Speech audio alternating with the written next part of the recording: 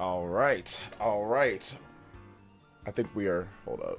Yes, we are live. All right. What is good, everyone? OJ here. Welcome back to the stream.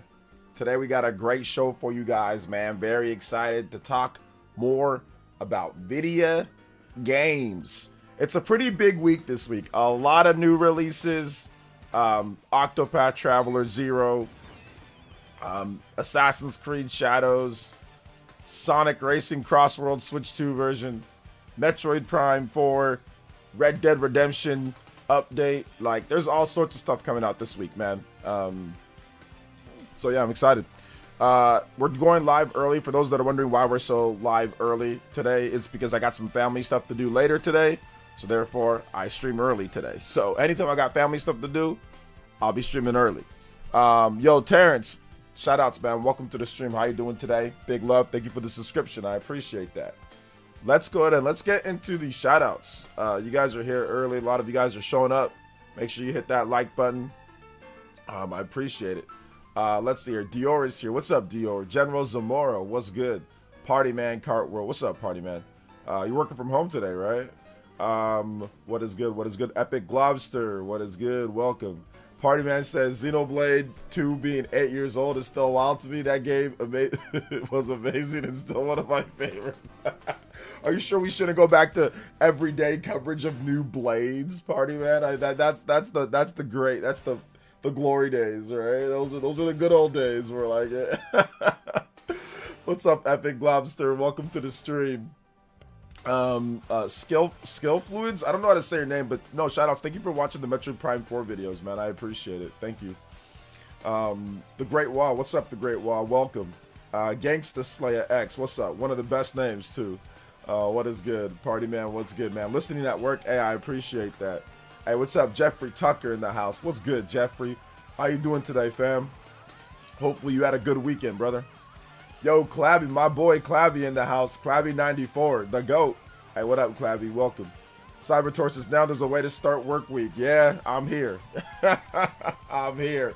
After I ate way too much Thanksgiving. Like, I ate so much on Thanksgiving, like, I don't feel like eating. Like, since Thanksgiving, I have not really had an appetite to really eat because I ate and drank way too much on Thanksgiving.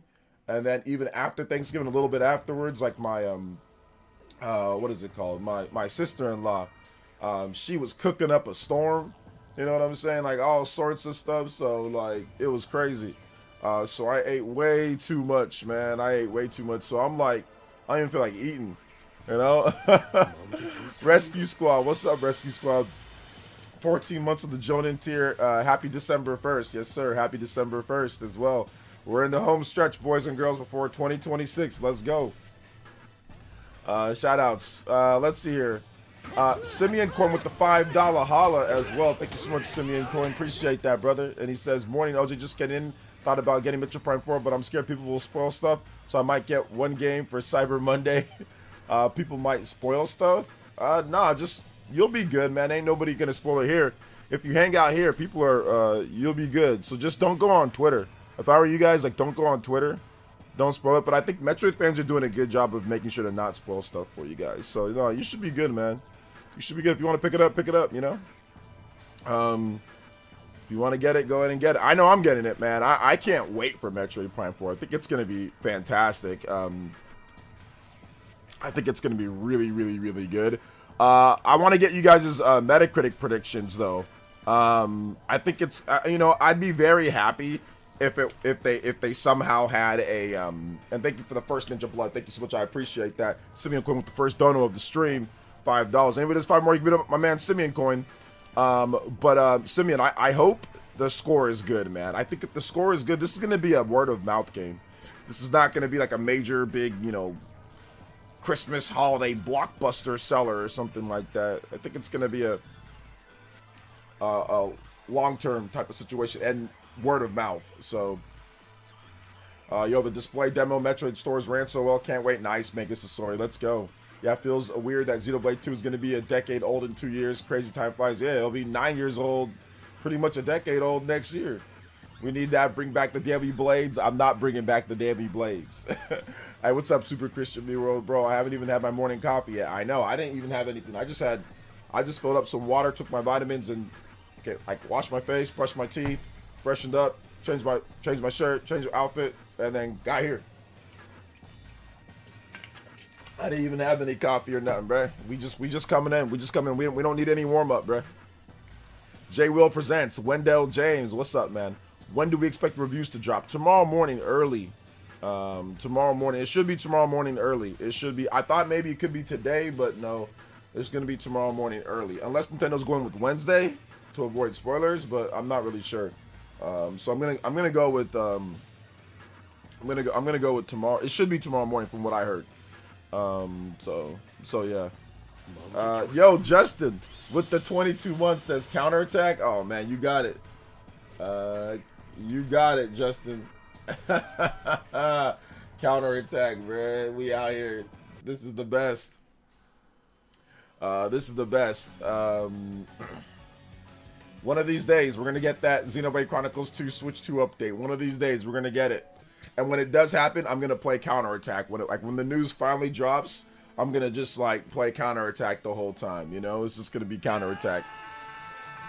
Cyber Taurus with the Jojo. My Metroid Prime 4 Metacritic prediction in the 88 to 90 range. That's where I am. I'm like 87. I'm gonna go with 87. It's got to be higher than Mario Kart World. So I like to look at previous Nintendo games that Nintendo does and then like compare them to other games, right? So it's like there's no way that after all that crying and complaining about Mario Kart World, there's no way that it scores lower than it. So I'm gonna go with 87 to like.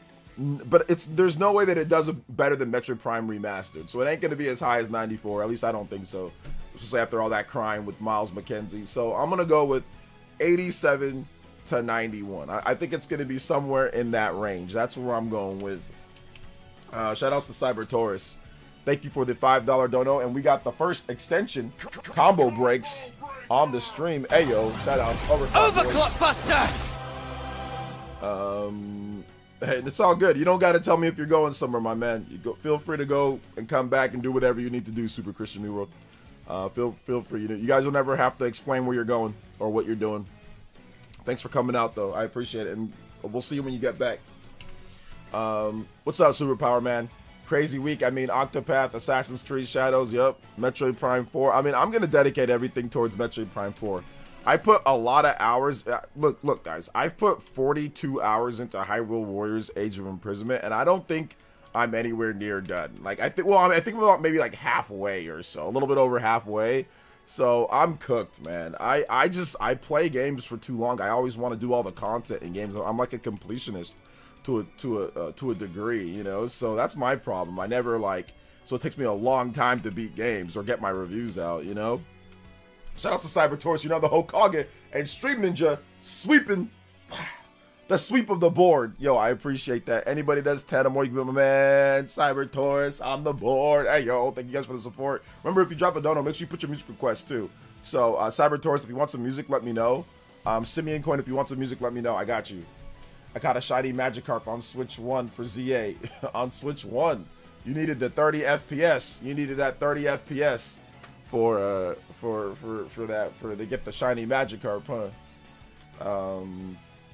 Let's see it. The Miles McKenzie nonsense is too much. It is too much, but you know, you gotta factor everything in. You know, you gotta try to factor all the potential issues in. Shout outs to Gloria. Welcome to the stream. What's up, Mr. 9K, Mr. Joe 9K? Hey, what's up, brother? Welcome. What's up, Prince Go? Metro 5 out of 10 coming soon. You mean Metroid? 5 out of 10. Why does this clown only bring up Japan sales charts? We don't live there. It's $200 cheaper. Look at the ghost. All right, man. Shout outs. Thanks for calling me a clown. First of all, good morning. Look at the ghost. And I don't only bring up Japanese sales. I've brought up Amazon sales here in the US. I've brought up UK sales. I've brought up US sales. We just talked about the US sales in terms of the Circana. We talk about that all the time. Japan sales are interesting to bring up because they actually give us numbers, unlike other charts that don't give us any numbers. I mean, sometimes we get numbers from Circana. I know you're a troll, but I'm just going to go ahead and answer. I'm going to give you one oh, okay, you're maybe your mental deficiency was acting up in the morning. You know what I'm saying? So I'm gonna give you one rude comment. But yeah, we talk about all the different sales. We don't just bring up Japan here. I mean, that's just you, you know, not being very smart. You know what I'm saying? Otherwise, you know that we bring up everything. You can type in MPD sales. You'll see other stuff that we brought up. So it's all good though, man. Like I said, I'll give you one stupid comment for the day. It's the morning, you know, and I feel like I'm in a good mood, you know. So I'll be nice, despite you coming here calling me names and you being a complete idiot. You know, when it comes to you saying that we don't talk about other sales. Come on now. Anyway, yeah, I know, weak sauce trolling. Like I said, I'll give him one comment. Like, he'll probably say something stupid again. We'll take care of him later. How about some Metroid music sub break this week? All right, let's go. Metroid music.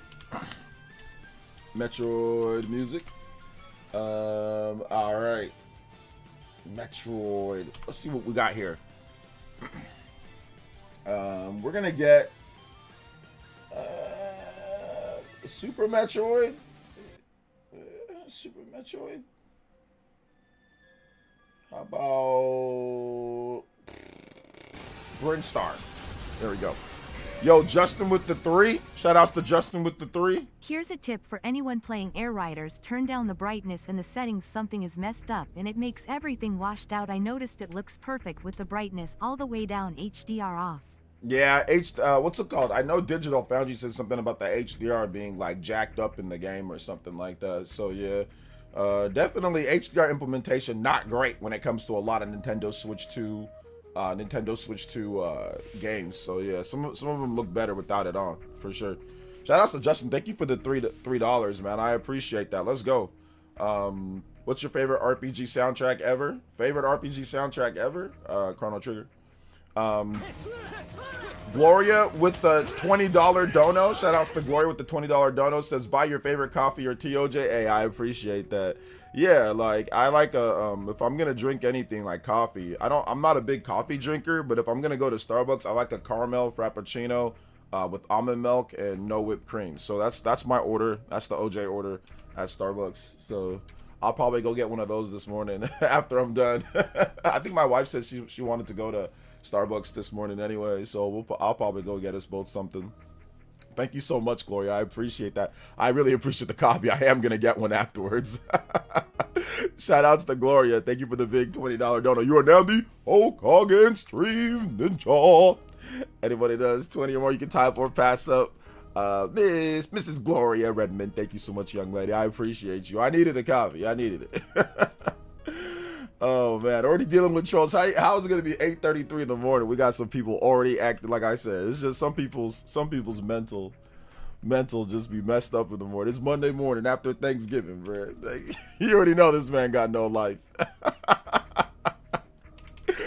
Oh, bro. I like I said, do y'all? Let me ask y'all a question. This is just for fun. Do y'all wake up and say, "I'm gonna go to somebody's stream who I hate"? Like, this gotta be a mental. This gotta be a mental issue. Some people out here, mental health is not taken seriously enough. All I gotta say is, like, if I ever get to that point, guys, I need some of y'all to like put me in an intervention, please. Let my family know that I need help. If I ever got to the point where I'm waking up at 8 in the morning and going rushing the streams to act like a complete idiot, just please tell my family I need an intervention. I need some help, bro. That just seems so wild to me. Oh man. Let's see here. Can we get back to the score predictions though? We can, of course. Get that peppermint mocha. Treat yourself. Peppermint mocha. Ooh, that sounds pretty good, man. That sounds pretty good. Peppermint mocha. I might do that. I might do it. Peppermint mocha. I'm guessing anywhere between 88 to 95. Ooh, 95. That's on the high end. Metacritic, unless certain reviewers doesn't give it a 2. Also, good morning, OJ from Canada. Hey, shout outs. Question, with the NW Metroid 4 changes, like annoying characters sells more than the original trilogy, justify Metroid as a whole personality from now on? I don't really think it justifies it, more so than anything. I think that really what it's going to be the creative vision of what the developers want to do. So if they want to turn it into a more of a, you know, of a game that has some other characters in there, they're going to do that, which Metroid Prime 3 kind of already did. Obviously, Federation Force, Other M. There were other games that kind of came in and did that. So we'll see. We'll see going up. We'll see what happens going forward, you know? Peppermint Mocha is phenomenal. Seasonal, though. Yeah. I think they have it. I think I saw it last time I was there. So yeah, I'll check it out for sure. Metroid Prime 4 is not Metroid 4. Metroid is Metroid Fusion. Okay. I don't think anybody said that it was, unless you're talking to somebody else. We woke up and chose violence on the Leaf Village like Pain. Yeah. I don't think we need Pain to take care of that guy. He's, like I said, he's just a troll. I just thought it was funny. It was like first thing in the morning, bro. Shout outs, Gloria. Thank you for the big 20. Did you pick some music? Sorry. I don't know if you want some music, Gloria. Let me know what video game track you want, and I got you. Shout outs. Appreciate you. I think it's gonna be around 88, like Dread, but I hope it does get 90 plus. Yeah. I mean, I still don't understand how Dread got an 88. Like, I still don't understand how Dread is not a 90 plus rated game. I don't know. Maybe because it's 2D, maybe because it's $60. But I played Dread and, like, listen, no hate on Silksong or anything like that, but Dread is, like, significantly better than what I played with Silksong. And I know Silksong, the $20, the developers, I get it. They have a big fan base, you know, blah, blah, blah. I get it. Been waiting for a long. But, like, Dread is, like, significantly better than Silksong. Like, it's, like way better, you know? Like, I had way more fun with Dread. Is it for Metro to give Metroid an 4 out of 10? Okay. Wow. Oh, how likely is it to? That's what he meant. Metro was gonna give it a 4 out of 10. Okay. Yeah, like I think it's definitely likely that Metro. I wouldn't say it's likely, but I think it's possible that they give it like a trash score. But I mean, you know, you never know, right? You never know. Overall, so. Yeah, I mean, Dread should have at least been a 93, 92, 93. Like, I don't see anything, at least, I don't see anything underneath a 90. Like, that game is a 9 out of 10 at the bare minimum. Like, what 2D Metroidvania game, or, like, what game is there like Metroid Dread? Like, that game's awesome. Story's great, combat's great, music's but it's okay. But it's not terrible. Sound effects are great. Controls are great. What is there to sit there and say it's not a 90 plus like Silksong? You know, I don't get it. I think it's because of the price. I think that's really what it is. I would bet that bet the over on Metroid Prime 5 getting to 85. Oh yeah, I'd bet the over on an 85. I mean, like Metroid Prime Hunters got an 85. So yeah, I definitely bet the over. It's got to be above Mario Kart World. So yeah, I'm definitely betting the over on that one as well. You know, shout outs to General Zamora. I appreciate that. Yeah, Dread is a masterpiece. I know it's my first Metroid game. Really Jaffe complaining about it. Yeah. Shout outs to Blandrew. What's up, Blandrew? Welcome to the stream, brother. Says I'm not even a Metroid guy like that, but Dread might be a top 5 Switch game. Oh yeah, Dread made it into my top 10 for sure. In new Smash, should we get Metroid Prime 4 or Metroid Dread Samus? Probably Dread Samus, right? Let's see here. Paul Gale says 96 to 99 is where it probably should be in terms of quality, with the truth behind how good the game is due to some people not getting it, or whose personal taste get in the way of real quality. Maybe 89. Okay, maybe like, okay, you're talking about Metroid Prime 4. Okay, 80. I mean, 89 would be a really good. That would still be a really good score. Nintendo's best score for the year for a new game, outside, you know, Breath of the Wild, Tears of the Kingdom. So like their highest score this year is 80. It's Mario Kart World, if I'm not correct, right? I think it's Mario Kart World. Yeah, I think their highest score is Mario Kart World, because Mario Kart World. Oh no, sorry, Donkey Kong Bonanza. What am I talking about? Donkey Kong Bonanza is their highest score this year with the 91. So I don't know if it's gonna hit Donkey Kong Bonanza levels, but I do think that it could. I'm right on the fringe. I'm like, okay, 88, 87 to like 90, 91.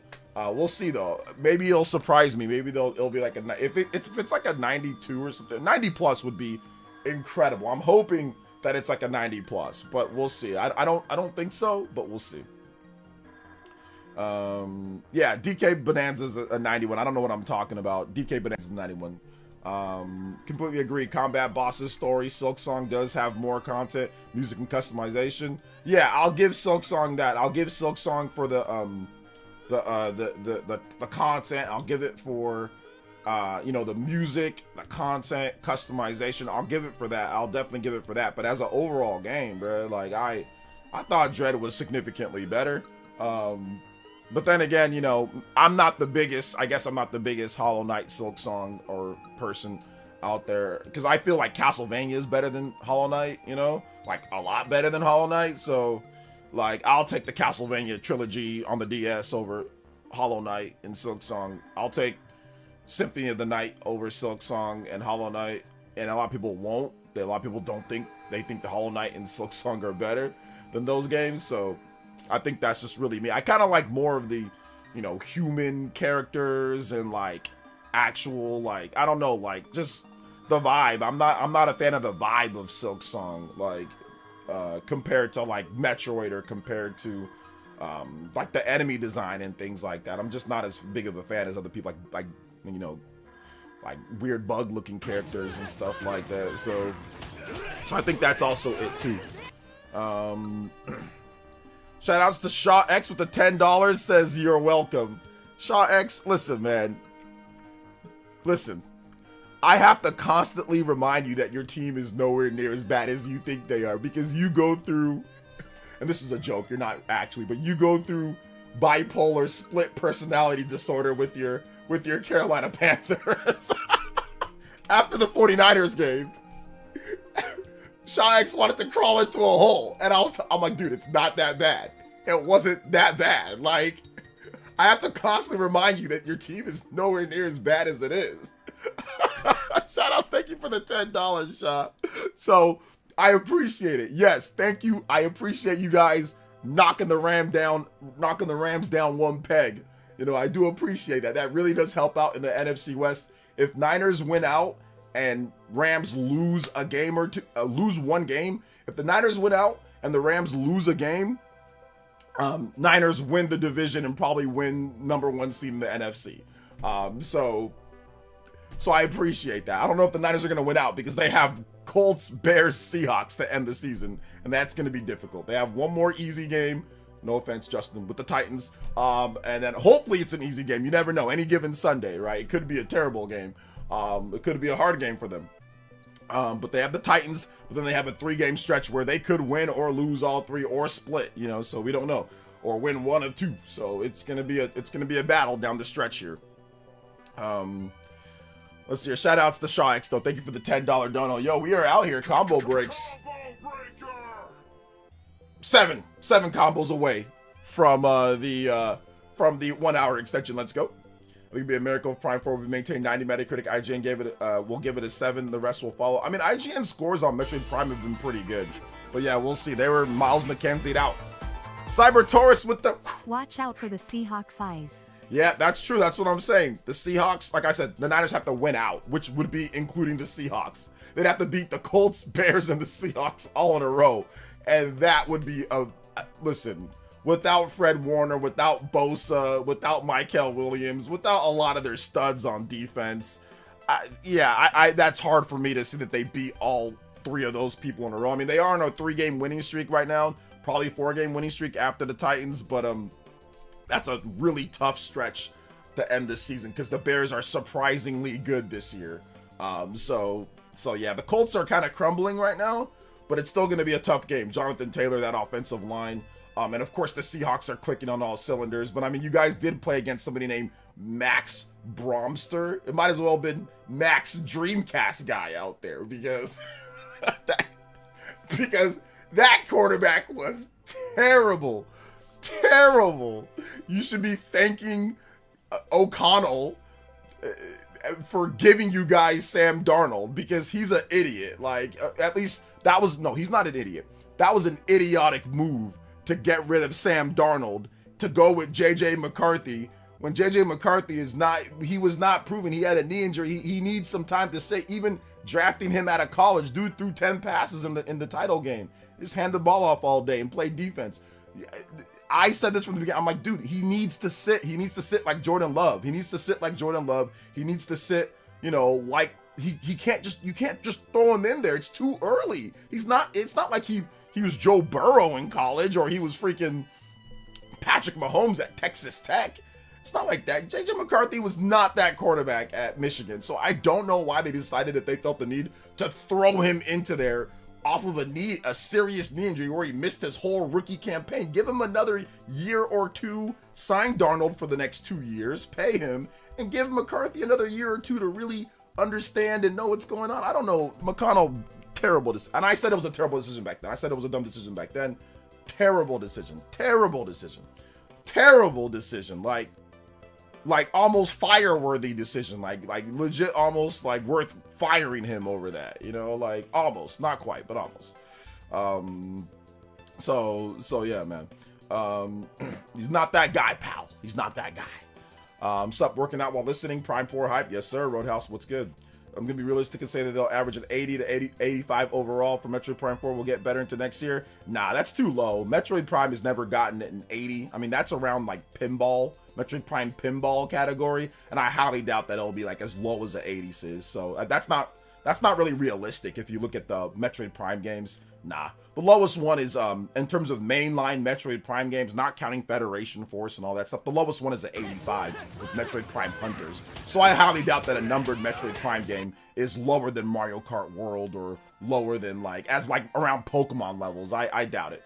So no, that's not really realistic. I think you don't I don't think you really know the scores for the previous Metroid games. Let's see here. Shoutouts, we got some donos coming in. Shaw X and Even Justin. my college football team let me down this year. It's just one of those years. Oh, at man. least the Switch 2 was there for me this season. Yeah, you got the Switch 2 for you this season. So yeah, I agree. You were there with that one. 61 on the board, and then Shaw X with the 5 coming in as well. And says, one rule about predicting the Panthers game: don't predict the Panthers game. Once you understand that, you'll be at peace. That's true. Or you can just go win-loss. They for the last 6 weeks, they've just been doing win-loss, win-loss, win-loss. So just they won, they're gonna lose the next week, right? Like they're just gonna, so you can just do that.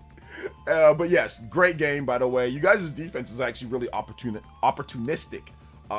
It's not an incredible defense, but it's a very opportunistic defense. So you got some players. You got some players on that team, man, for sure. If you guys had like a really good quarterback, like a really good quarterback that can actually see over the line most of the time, I think you guys would be good. I would definitely be calling the Niners about Mac Jones. I would be calling the Niners about Mac Jones if I were you guys. I would be calling them like, hey, what do you want to give up for Mac Jones? Like, what can we trade, for Mac Jones? That's what I would. I'd say, hey, look. We'll take one of them receivers you got. We'll take one of them running backs you got. And how about a pick swap? And you guys can have Mac, Let's see here. How's LSU Tigers? I just applied to the university to finish my computer science degree. Oh, it's a fantastic school. Fantastic school. Hey, what's up, Debar? Welcome. Some context here. Metroid Prime Remastered, the game comes considered dated with core design, still scored a 94. Yeah, Metroid Prime 3 got a 9. Metroid Prime, the original, has a 97 on Metacritic, 97, 98, something like that, 97, 98. Metroid Prime 2 has like a 92, 93. Metroid Prime 3 has a 90. Metroid Prime Hunters has a 85. And Hunters was a weird DS game that was focused on multiplayer, not a single-player experience. I mean, it has a single-player experience, but the main thing with that was multiplayer. So I highly doubt that Metroid Prime 4 is going to be below Metroid Prime Hunters. I doubt it. Nah. Yeah, like I said, I think you didn't even know the other scores of the games, Sis. I think you were just talking. I don't think you understand the scores of Metroid Prime games, which is okay. Then it won't get high scores on anything as long as the Sony is in decline. Gotta protect the agenda, Golden Goose. If you haven't noticed it, then the power you'll say, I will say this all due respect.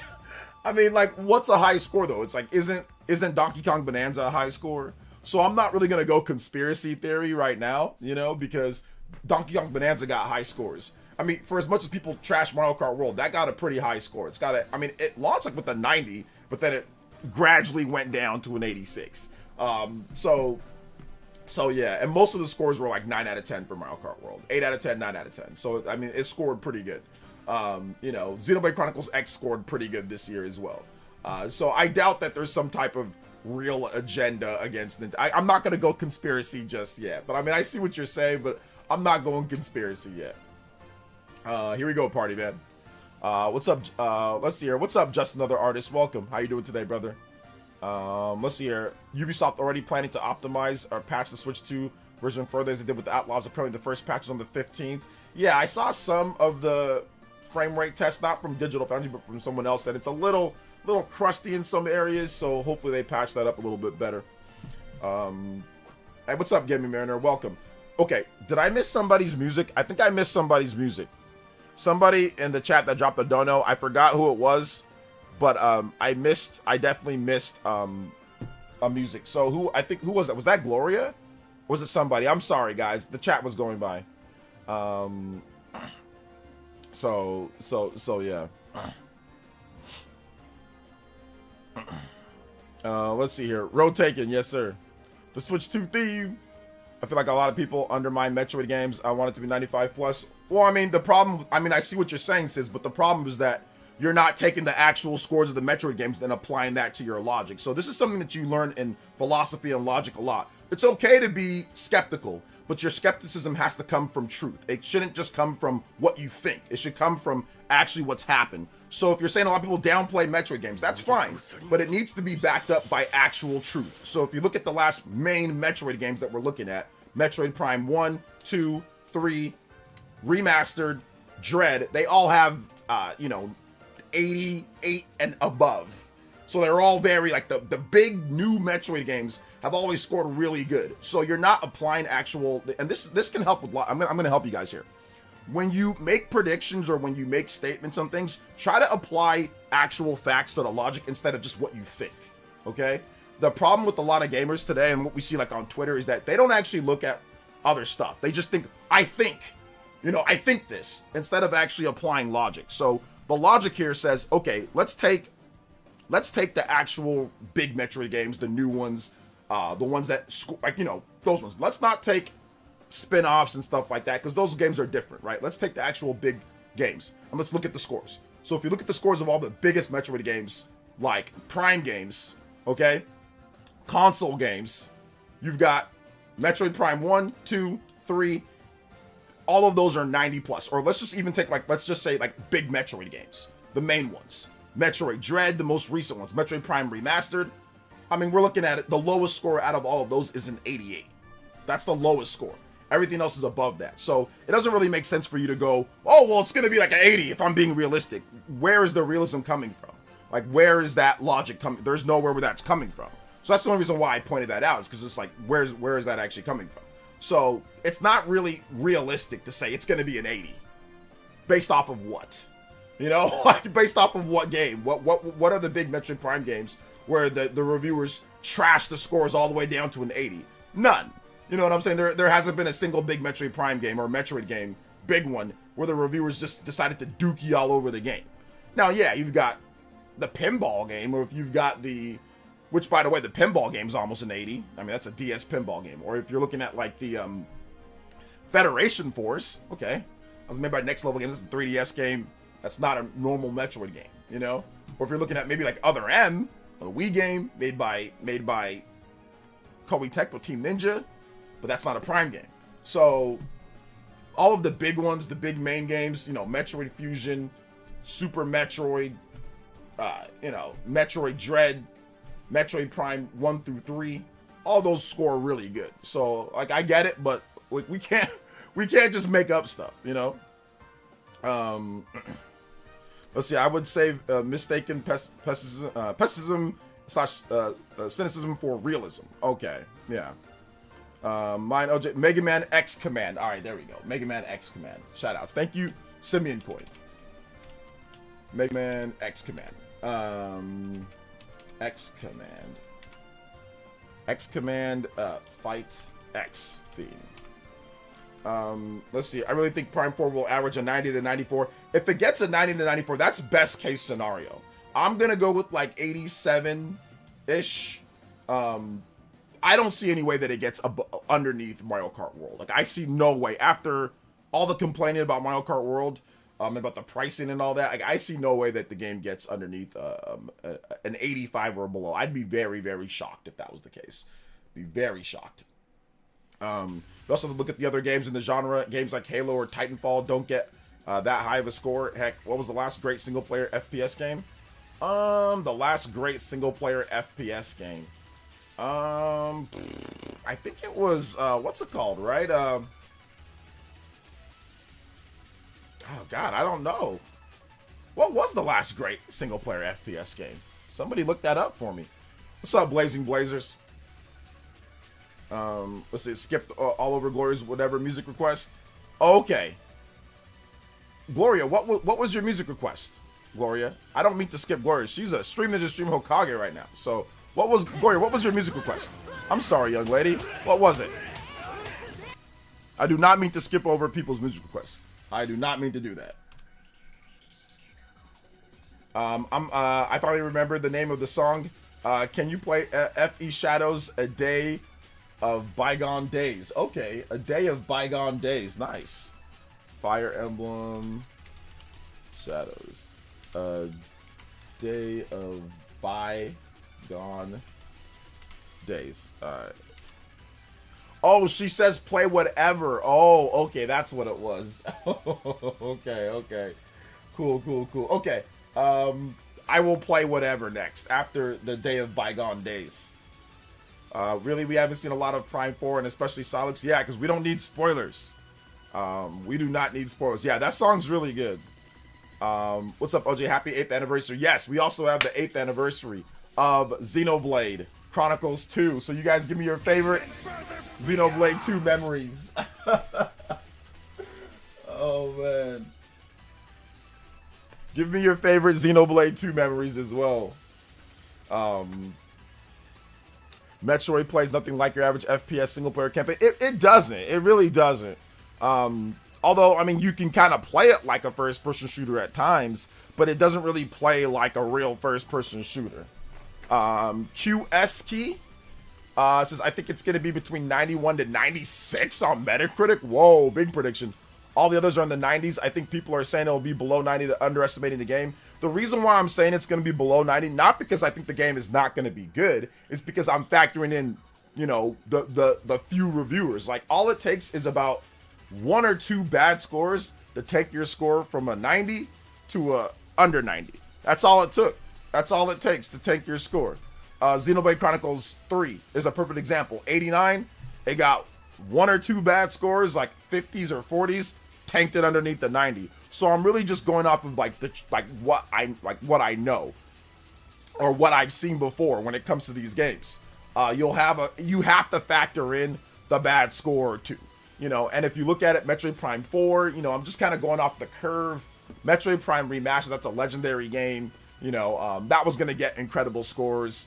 Metroid Prime 4, I think that some people are going to knock it down because of whatever. But listen, man, I really hope that you're right. Like, I want the game to score really well. I want every game to be good. Like, it would be dope if every game came out and it was like a 90 plus. Then we know that we have a bazillion great games to play, right? So yeah.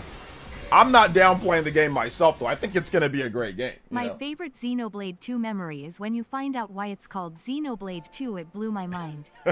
Lol. Yeah, absolutely. Shout outs to Justin. Thank you so much for the dono. Yes, it's a very good reason to call it Xenoblade 2. Very good reason to call it Xenoblade 2. Shout outs to Justin. Thank you for the dono, man. I appreciate that. Make sure you guys hit that like button.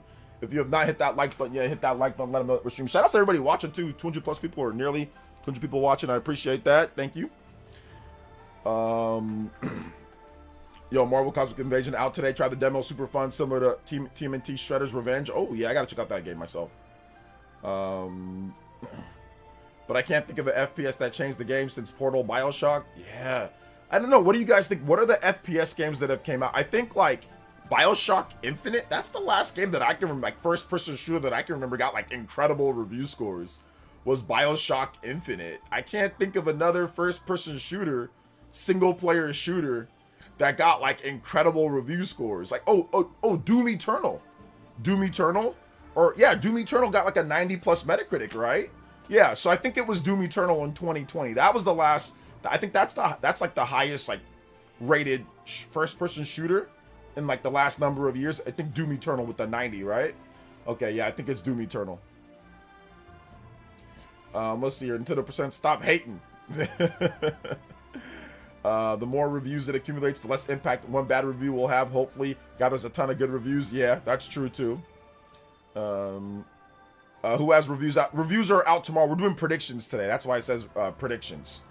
Tomorrow. That's why it says tomorrow. Tomorrow, Snow. Hawthorne. Let's see. Oh yeah, I forgot about that already. Yeah. Last good single player shooter was Doom. Yeah, Doom Eternal, exactly. Yeah, Doom Eternal. I could name a few games that I've had massive pre-release drama. You still got 90 when it came. I mean, no, pre-release drama doesn't mean that it's not going to score really well. You know what I'm saying? I'm not saying that. Like, pre-release drama could be a good thing for a game. It could end up doing really well. You know, like pretty much every Nintendo game has pre-release drama. I mean, Donkey Kong Bonanza had it too. You know, so like there was pre-release drama with that game as well. So it's like every game has it. Yo, some dude, thank you so much for the shoot. Oh no, Jonan tier. What's up, some dude? Welcome back to the Elite Ninja Squad. Appreciate you, fam. Good to see you here. Shout out to the long time Elite Ninja, my man. Some dude, thank you so much. I appreciate that, fam. Let's go. 70. Let's give it a couple points on that one. 70. Let's give it 3 points on that one. Jonan tier. Let's go. Combo breaks. Going further than beyond. 23 combos away from the extension here. Let's go. Shout outs, guys. Titanfall 2 got a 89 back in 2016. Yeah, but like Doom Eternal was newer. That was 2020. But yeah, that was not bad at all. 89. BioShock Infinite got a like 93 or 94 or something like that. The BioShock game.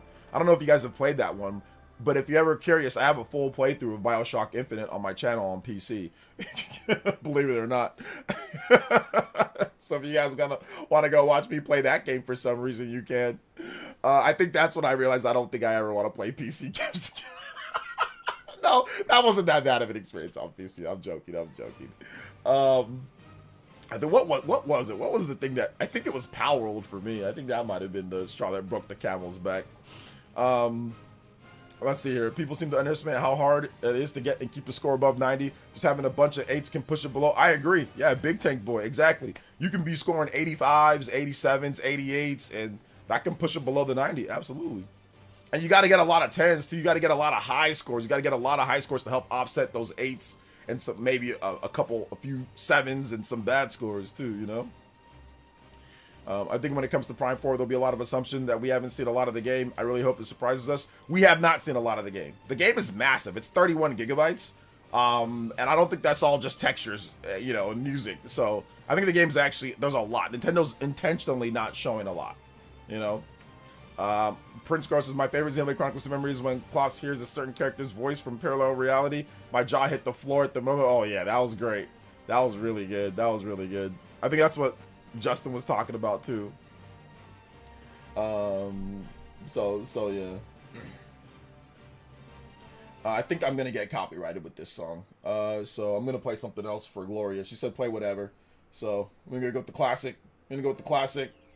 You know, my man, if Guild Street Fighter 4. Rex first interacted with Pirate Mythra when he started the game because the music was peak. Yes, I think my favorite memory of Xenoblade Chronicles 2 was when Rex decided that he wasn't going to be a punk no more. That's one of my favorite memories. And also, you know, the situation with Pirate Mythra and, you know, when Rex becomes the a very highly talented driver. Let's just call it that. A very highly talented driver. There's a different name for it. Those who played it, you guys know what it is. But yeah, when that's also a great part as well. But yeah, the part at the end with the whole situation that happened with Klaus, that was actually pretty dope. But yeah, great game. If you guys haven't played it, check it out. It's a great game. Let's see. Oh, also when Rex friend zoned when he friend zoned Nia, that was also pretty funny. That was a great moment. when he friend zoned Nia, but then ultimately was like, well, you know, in the friend zone, but you know, that was Rex friend zone, but you know. Hey, why not? Why not? Enough Rex for everybody here. Oh man, am I crazy to hold out for Xenoblade Chronicles 2 on my Switch 2 for some updates? Doesn't have to be a whole Switch 2 version, nothing crazy. I mean, like if you've waited this long, you might as well hold out for the last of it. So you might as well just hold out, I guess, at this point. Silksong has a 90 Metascore. It should be higher, actually. I agree with the 90 Metascore. I think that's about right where it should be, in my opinion. But yeah, it's a good game, though. Yeah, 2 baddies on his side. Yeah, 2 of seriously, bro. Friend zone with perks. Friend zone with the ultimate level of perks. Highest order of perks. Friend zone with benefits. Friend zone with benefits. Yes. Friend zone with the ultimate benefits. I don't know, man. That just seems to be like too much work. Like, bro, I don't care, fam. That just seems like too much work. And oh my gosh, the amount of money that you have to spend. I mean, like, goodness gracious. I hope Rex is pulling it in after helping save the world and all that. I hope he's getting all his signing money and pulling it in, because goodness gracious, that seems like a disaster monthly. That just seems like too much. That's too much, man. I don't know about y'all, but that's too much for me. I couldn't be dealing with all that. Shout out to Justin. Thank you so much, man. I appreciate it. Says no shade, but I hated Rex. He got on my damn nerves. Rex is awesome. But did you play Future Redeemed? Oh man, Future Redeemed. That's Rex's redeeming moment. For those who are like, oh man, he's annoying. I hate him. Rex is great. He's great in that game. Xenoblade 2 not objectively the best Xeno, but my personal favorite. I mean, there is no objectively the best Xenoblade game. I mean, they're all. It doesn't really matter. Like, you need all of them to complete the game anyway. Like Xenoblade 1 and Xenoblade 2, sure, you can like one more than the other, but it doesn't matter because you need all of them for it to work. You know, it's like, an offensive line in football. Oh man, yeah, Trent Williams. Oh man, he's the best offensive line. Yeah, well, duh, he's the best player on the offensive line, but you need the rest of the guys in order for an offensive line to be an offensive line. If you were missing another guy on the offensive line, Trent Williams couldn't block everybody or couldn't complete the whole offensive line. You still need 5 guys on the O-line. It doesn't matter how good, it does matter how good Trent is.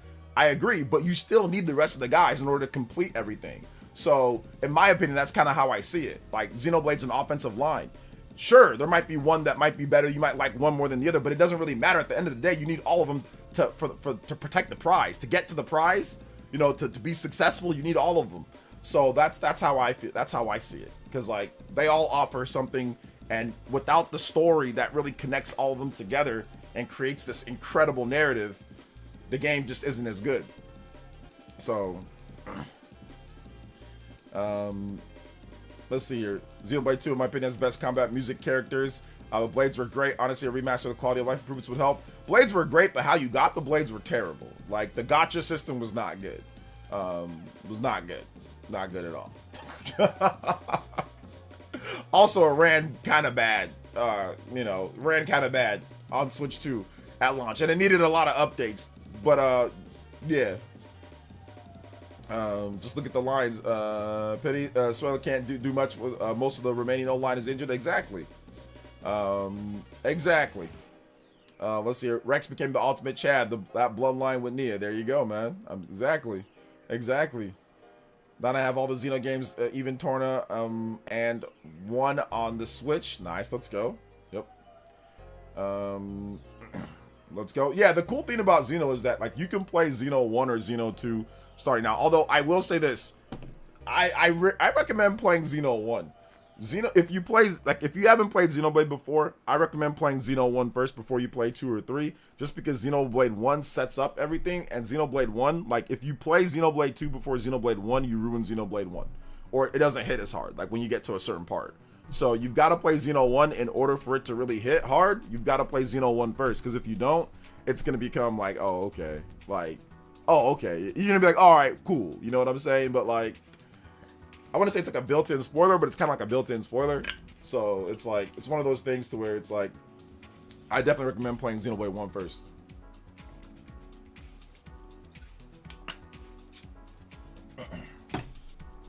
All those Prime 1 through 3 games didn't have Mackenzie, which people think is literally game breaking. Well, what people think is irrelevant. It's going to be what the reviewers think. So not all reviewers think that it's game breaking or all that like that. So luckily, people who have never played the game aren't going to be the ones who review the game. Let's see here. Just remember, people were talking down on Doc Dunk Bonanza before the release too, and the game ended up being phenomenal. I don't expect Metroid to be short of anything amazing. Oh yeah, it's going to be great. I think the only Xeno content you can skip is the Xeno 1 DLC. Yeah, Xeno 1 DLC, you can kind of skip that. You can just find out what happens. It's not that great either. Like it's actually pretty just okay. It's all right. It's not anything like compared to Xenoblade 2 and Xenoblade 3. Clearly they didn't spend much time. All they did was take that ghetto cut content from the Wii and retrofit it and then add it in. I mean, they didn't have to do that. I mean, but they did it anyway, and they just added it in. They didn't even really charge for it. It was just part of the Xenoblade 1 Definitive Edition experience, which is cool. I don't mind that. So that's why I'm not really too like worried about that content. I mean, it's all right though. Like I said, it's all right, but it's just kind of like, I don't know. It's just like a bunch of Nopons and like Shulk and you know, it's just not really too much. But I like his outfit though. The outfit in Future Connected is great. I love his outfit. You know. So yeah, Torna's a whole different game. It's only 30 hours long though. I mean, well, it's a DLC. I mean, I'm expecting it to be more than. That's pretty good for DLC. Earlier this year, I got my friend who's a staunch critic to start Xenoblade Chronicles Definitive Edition. He finished the series in 3 months and said it was one of the greatest series he ever played. Yep, there you go. So, Xenoblade Chronicles 3 is a masterclass. The game is amazing. Noah Meal forever. Yes, Xenoblade Chronicles 3 is very good. Very good game. I like it a lot. Shout outs to Justin, man. Thank you for the 3. Getting us to 80 on the combo breaks. Let's go. 20 combos away from the Platinum Streak 74. You guys still need 5 Guys, burgers, and fries. I've got 5 Guys. Still need 5 Guys. To this day, I'm still missing Dahlia, the only one rare plate I'm missing. Ice Boob Queen, right? Yeah. Dahlia's. I got her pretty quickly. It didn't take me too long. I think the first rare blade that I got was like, who was it? I think it was Agate. Might have been Agate was the first rare blade. I remember watching one guy, and he got freaking Cosmos on his first draw. And I was like, you've got to be kidding me. I remember watching a stream, and he literally got Cosmos on his first draw of the game. And I'm like, what? Now, I did get Cosmos, and I actually captured. I was streaming when I got Cosmos. So you guys can check out my reaction to getting Cosmos. It's on the channel. Okay, we got 2 donos coming in. Justin and PsychoPie. I'm playing Assassin's Creed Shadows on Switch 2 right now. FPS has some issues, but nothing crazy. It looks great. Also, did you see the Walmart Switch 2 Mario Kart bundle for $449? Yes, I did see that. That's definitely good. Not good for Assassin's Creed, but apparently a patch is coming on the 15th. PsychoPie. Morning, OJ. I think I'm going to start my Xenoblade binge next year. Okay. I was going to wait for Switch 2 versions, but I'm tired of waiting long. Of course, after I finish Final Fantasy VII Rebirth. Oh my, that means it's never happened. PsychoPie, I appreciate the Ninja Peach, but that means it's never happening. Because PsychoPie will never finish Final Fantasy. PsychoPie will never finish Final Fantasy Rebirth. He just won't. He just won't. Oh my gosh, he just won't. Kingdom shout out, thank you guys for the donos, man. I appreciate it. Let's go, combo breaks. 88 on the board. We're going up to 100 on the overclock. Shout outs, guys. We had a lot of dialogue in Metroid since Fusion. Not sure why people are upset. We'll see you tomorrow, I guess. I don't care.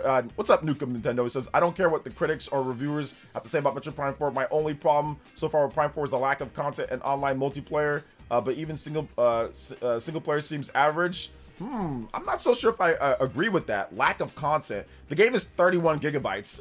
I think this might be in my opinion, I think this might be the biggest Metroid Prime game when it comes to content ever made. So I think this might be the longest, biggest Metroid Prime game. When it comes to online multiplayer, Metroid Prime is not known for online multiplayer. Like, that's not a part of the series. There's, I mean, only real online multiplayer game that Prime has is Metroid Prime Hunters. Like, that's it.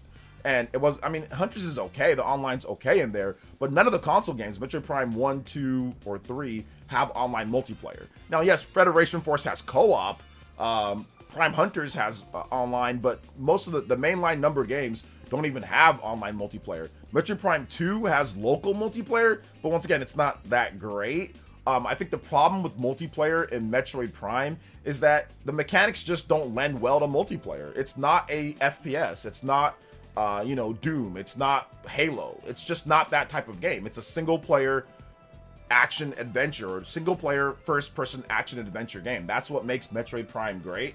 That's what made the original great. That's what made Metroid Prime, 2 and 3 and the game's great. So I disagree with the multiplayer situation. So yeah. Also had the only thing we've seen with the psychic ability is open doors with that. Literally, no. You can use the psychic power. They actually showed the psychic power to like hit enemies like weak points, like in boss battles. So if you saw the most recent footage, they showed the psychic power that you can use to hit different weak points on an enemy in a boss battle. So no, it's not only just the open doors. That's also not true. And I'm pretty sure there'll be other things as well. Some kind of hunters mode, online multiplayer, facts. Still Xenoblade updates. Yes, we still need those Xenoblade updates. The fan base really needs to not overreact to characterizing and don't like or blame voice acting. The reason Nintendo gets scared of doing it. I don't think that's the reason why Nintendo gets scared. Nintendo does voice acting in a lot of games, so I don't think that's it. Xenoblade has voice acting. Fire Emblem has voice acting. Lots of their games do. You're streaming TJs next week? Yes, I am. I agree with Nintendo could pull multiplayer and Prime Hunter style for Prime 4 would pay off greatly. This game could be Nintendo's Counter-Strike or Halo. No, it couldn't. No, it's not. Like I said, you guys, I don't know why you guys think that this game would turn into some type of multiplayer beast, and it wouldn't. It doesn't. Metroid is not a multiplayer game. It's not that. If anything was going to become, the DS had a massive install base. Prime Hunters is a good multiplayer game. What happened there? Where were all the multiplayer people there? Where were all the sales of multiplayer there? So I disagree. I don't think so. I don't think that it would. You're not going to get people in Japan to buy the game because of multiplayer. And if you put more and invest more into the multiplayer, that means you have to take away from the single player. It's very difficult to do a game with multiplayer that's really good, but then also do a great single player campaign. It is a very hard thing to do.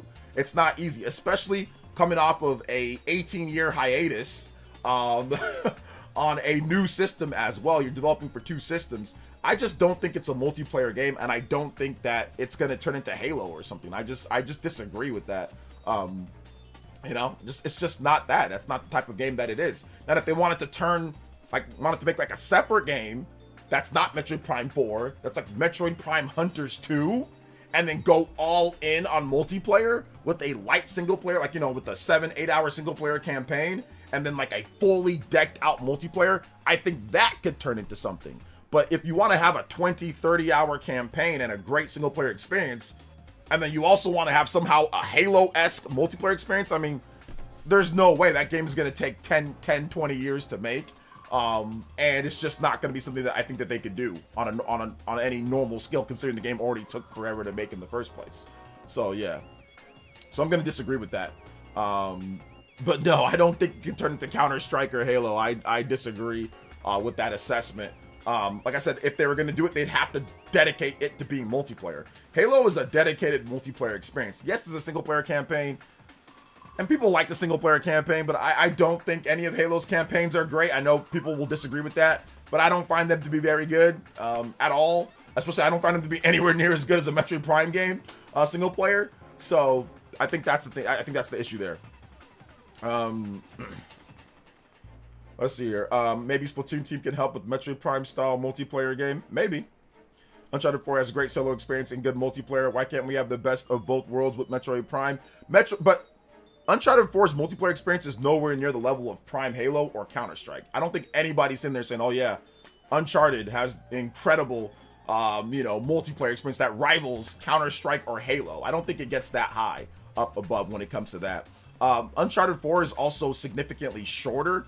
It's not like a 20+ hour game. The campaign's like, what is it, 10 hours maybe, if you're on it. I mean, depending on what difficulty you're playing on. It's a pretty short campaign. Metroid Prime games usually range in the 15-20 hour range for the campaign.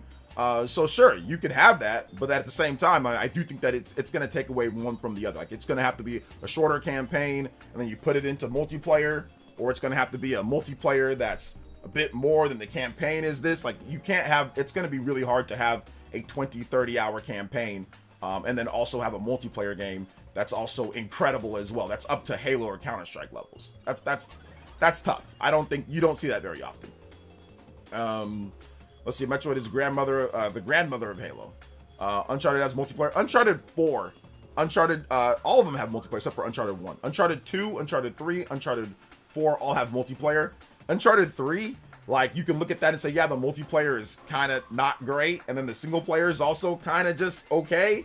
It's like, you know, they kind of split their time on that one. Uncharted 4, definitely they improved the single player and the multiplayer to a degree. I think most people probably still feel that Uncharted 2 has like the best multiplayer or one of the best multiplayers and a great single player campaign. But once again, Uncharted 2 single player campaign is pretty short. And the multiplayer is kind of bare bones compared to like a real like Halo game. Like everything that Halo offers, it's nowhere near as in depth as a Counter-Strike or Halo in terms of the competitiveness and things like that. So yeah. Here we go. Game comparisons to Prime 4. Yeah, I just don't think multiplayer needs to be a part of Metroid Prime, in my opinion. I just don't think, like, if they're gonna do it, they need to do like an actual dedicated multiplayer game, like Metroid Prime Hunters 2, in my opinion. I have like the ability to control enemy, pirate, or alien, or infiltrate the base, or dangerous to see other dangerous monsters await you. Well, let's see what I don't think they've shown everything, Nukem Nintendo. So maybe we wait till the game actually comes out and we play it, then we'll see what other stuff that they've shown. Because I mean, I would like to also not be spoiled on all the psychic powers. I'd also like to not be spoiled on all the psychic powers. So I don't want them to reveal a ton of that because I want to play it myself, you know. So yeah. Because you are a Nintendo fan. Because you are a Nintendo fanboy. Who's a Nintendo fanboy? I am? Tell me why. What did I say that was wrong in what I said? Let me know. Black Haze. What's up, Black Haze? Welcome to the stream. Federation Force 2. People need to stop calling Prime series a first-person... Yeah, it's not a first-person shooter. It's really not a first-person shooter. It's a first-person action-adventure game thingy. I don't think they need to do that. I don't think they need to try to turn it into Halo or anything, but that's just me. That's me personally. Although Metroid Prime is much like Turok, which predates Halo. You are because you are a fanboy. Why am I fanboy? What makes me fanboy? What makes him fanboy? Let me know now. What's up, House Gang? I think Prime Hunters proved that there's a concept there and can work, but to this day, the devs pulled up on the big screen. That's why I think they should take the Prime Hunters and make a sequel. I don't think they should try to split it with Metroid Prime 4. I think some of you guys don't realize how hard it is to make a Metroid Prime game or to make a Metroid Prime single player game good. And now you have to split resources with multiplayer. It's going to take away from the single player campaign.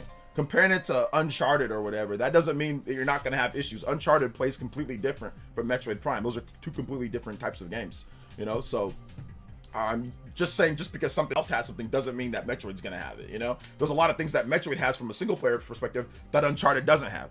How are the upgrades in Uncharted? How are the upgrades? Are there upgrades? How's the backtracking? How's the puzzles? How's all that compared to Metroid Prime? You see what I'm saying? Uncharted is a very vanilla, graphic, linear experience. So they can take some of that time and put it into multiplayer. When all you're focusing on, you're not focusing on powers, you're not focusing on upgrades, you're not focusing on all that. You're just focusing on a linear, movie style, straight through 10-hour experience. That's very different from making a massive labyrinth style game with all sorts of suit powers, upgrades, secrets, puzzles, backtracking. Completely different style of game. If Metroid was a single player linear game where you go straight through in 10 hours, sure. But it's not, you know? Let's see here. Is Bayonetta 3 worth getting on sale right now? Yes, it is worth getting, especially if you have a Switch 2. It plays at 60 frames per second. Where were these people when Federation Force released? No, where were these people when Prime Hunters released? That game did not sell well. That game did not sell better than any of the Prime games that don't have online multiplayer. So, where were they when Prime 1, 2, and 3 came? Like, where were they like then? Because like that game, I think it barely sold 1 million. So yeah. To be fair, Prime 2 has multiplayer, and the best single player. Well, first of all, it has multiplayer. That multiplayer is trash. So, first of all, hold up, timeout. 1, that multiplayer is trash in Prime 2. It's not very good. 2, it's not online. It's on the GameCube. There's no online. 3, it's just different Samuses. It's just different colored Samuses. Hold up here. That multiplayer was a throwaway. I feel like a Western gamer today. Lol, I have played Shadows, Red Dead, and now I'm going to try out Oh. Cosmic Invasion. That's a real Western gamer at this point. That's a real Western gamer at this point. That is a real Western gamer. So yeah. Also, the giant bosses and enemy variety, Metroid Prime 2, yeah. I don't agree with them sacrificing marketing for the sake of not spoiling the game. As long as they're not spoiling the story heavy, which they should show us something epic. Okay. I disagree. I don't think they should be spoiling the game and showing us a bunch of powers that you get late into the game.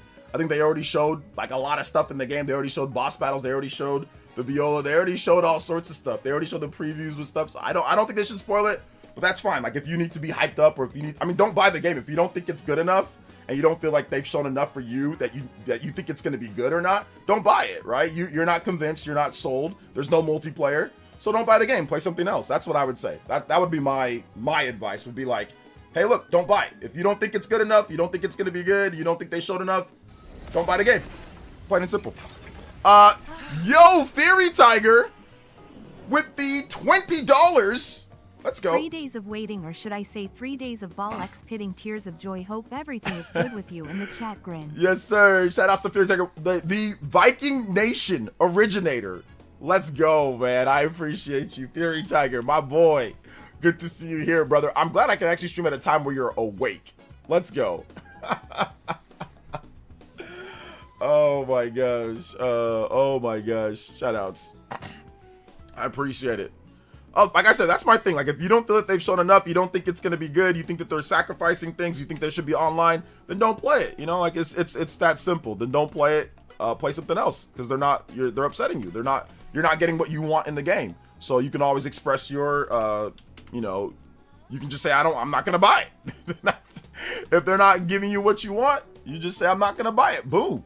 Shout outs to Fairy Tiger. I appreciate it. Thank you so much, man. Shout outs. Let's see. What do you think the chances of Nintendo hiding something massive with the game? They hid like the depths with Tears of the Kingdom. They didn't quite hide the depths. They showed the depths before the game came out.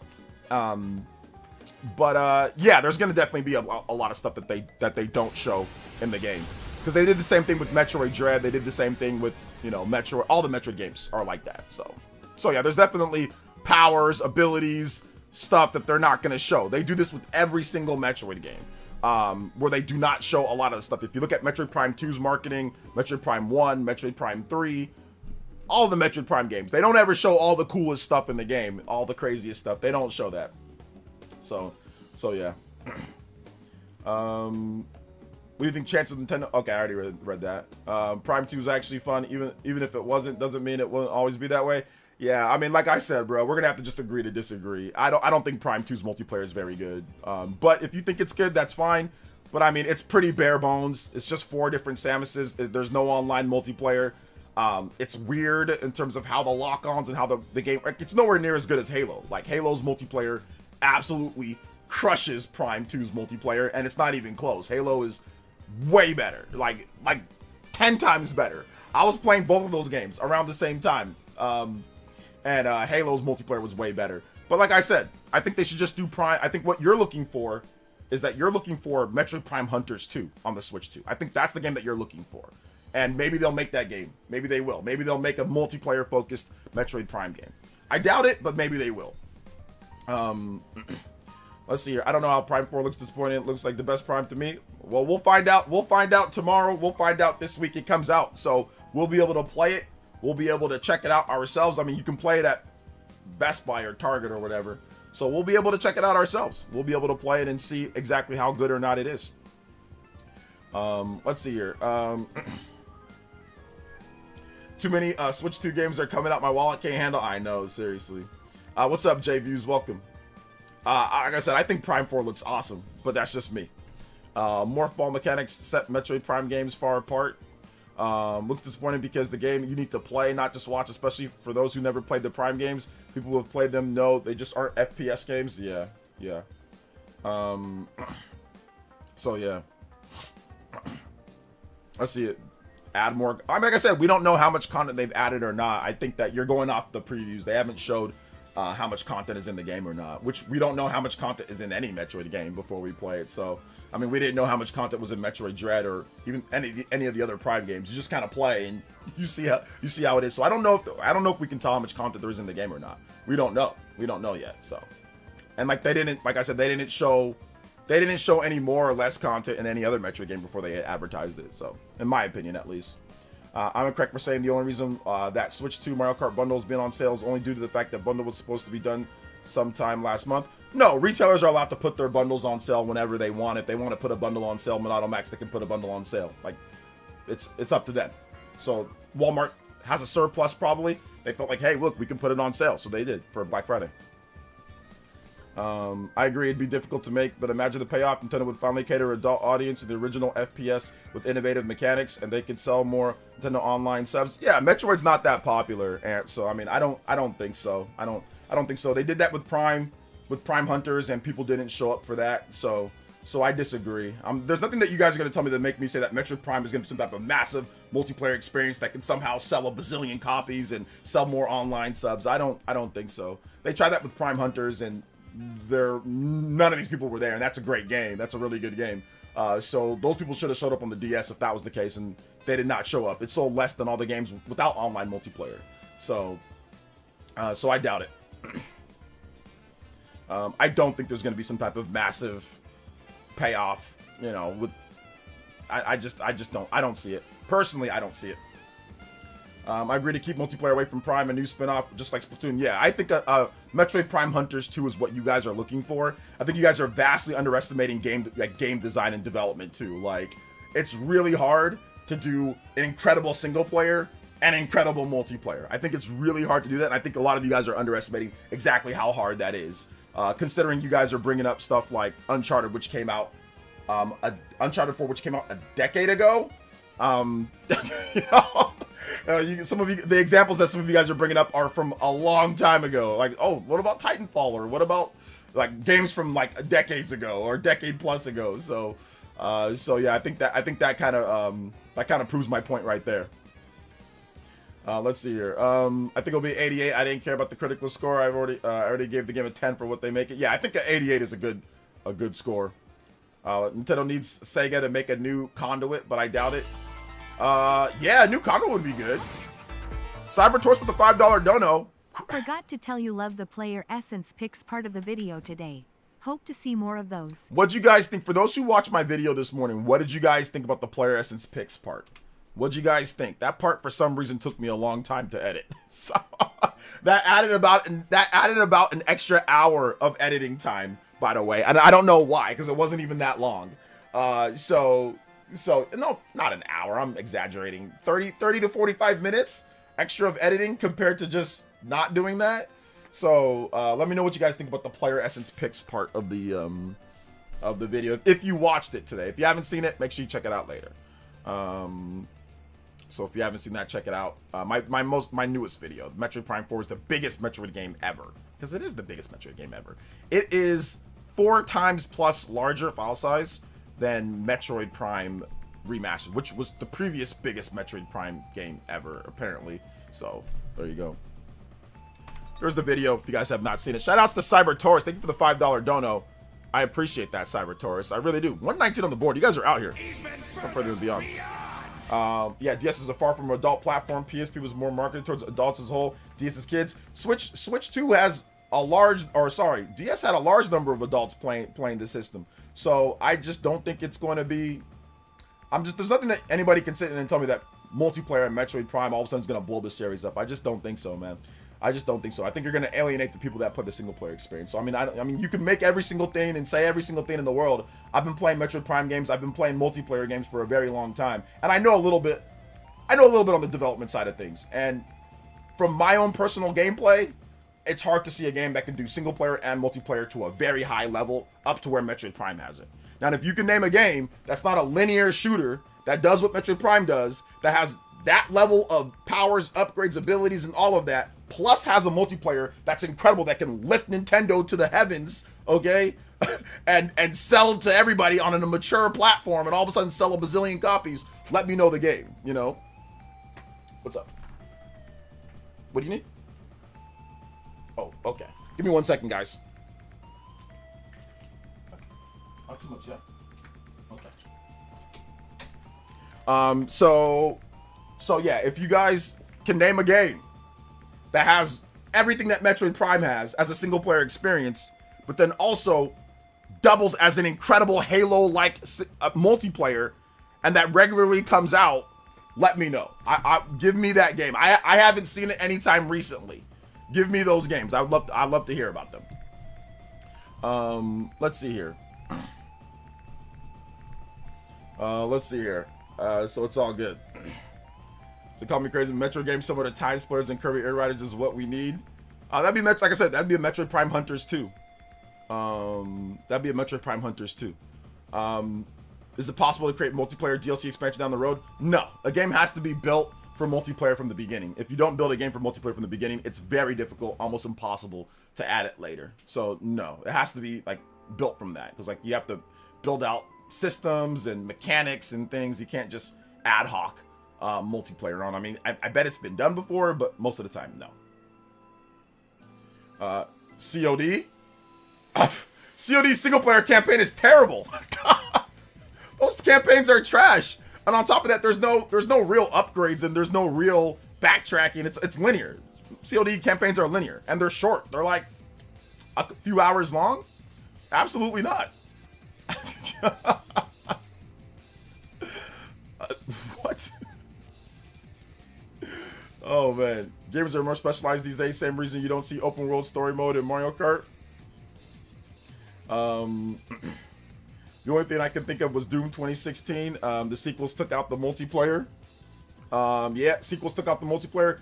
Doom 20, yeah, Doom, that'd be like it. Doom 2016 had a pretty elaborate, I mean, the multiplayer died pretty quickly though. But yeah, Doom 20, like I said, you're naming games from like a decade ago almost, you know? Like I said, you don't see it very common. You don't see it very often. It's very difficult to do. And even with Doom, like, Doom doesn't really quite have the type of single player campaign. Like, it's a boomer shooter. Doom is. It's not quite intricate like Metroid. But that might be like I said, the games that we're thinking of is maybe like that's the closest. It's like Uncharted 4, Titanfall 2, Doom 2016. We're talking about games made a decade ago, you know? We're talking about games made a decade ago. And even then, like I said, there's caveats with those games too. Yeah, Battlefield 1 campaign, it's short, it's linear, you know, it doesn't quite, there's no upgrades and powers like Metroid, so yeah. Smash Bros. Ultimate is a game with awesome single and multiplayer. Smash Bros. Ultimate single player is absolutely garbage. That single player, are you talking about World of Light? That single player is absolutely trash, and it is nowhere near the level of a Metroid Prime single player experience. And that's absolutely garbage, and it's Super Smash Brothers. You're talking about Mario, Zelda, Pokemon, third-party characters. That's the biggest crossover ever. Yeah, nah, fam. Nice try, though. That's not even a nice try. That's a terrible attempt. I'm a big Smash Brothers fan. World of Light is so bad, I have never beat it. Like, it's not good. One of the biggest Smash Brothers is probably like my favorite Nintendo franchise. Like, if you said, yo, what's your favorite Nintendo franchise? It's probably Smash Brothers, okay? It's like one of my favorites. It's like right up there, right? And I haven't even beat World of Light because it's so bad. It's like not good at all, you know?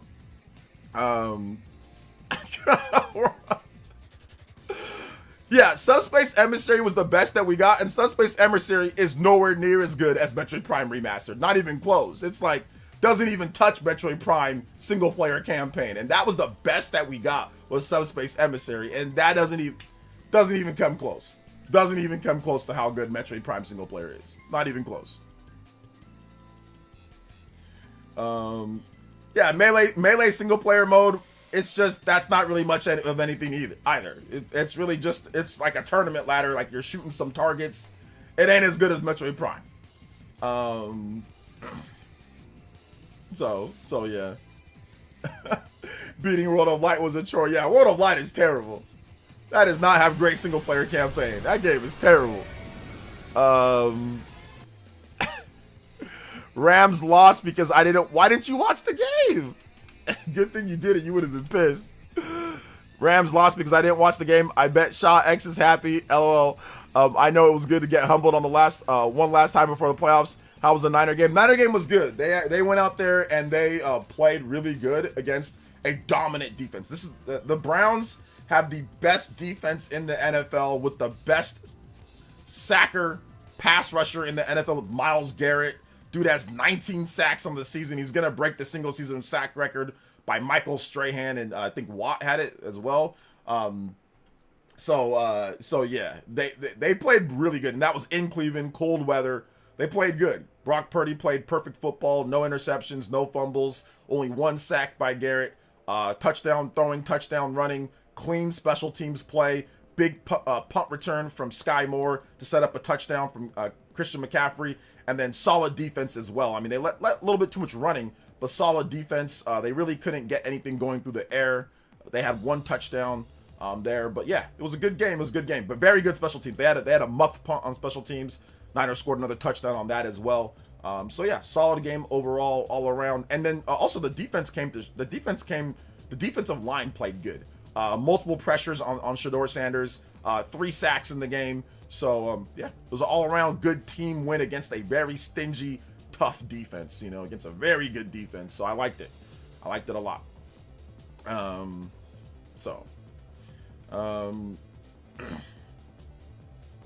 Splatoon 2 single player kind of getting better and better with each entry plus DLC have an MP. Splatoon 2 single player or Splatoon single player is pretty good, but it's not quite to the level of Metroid Prime. It's not quite there yet.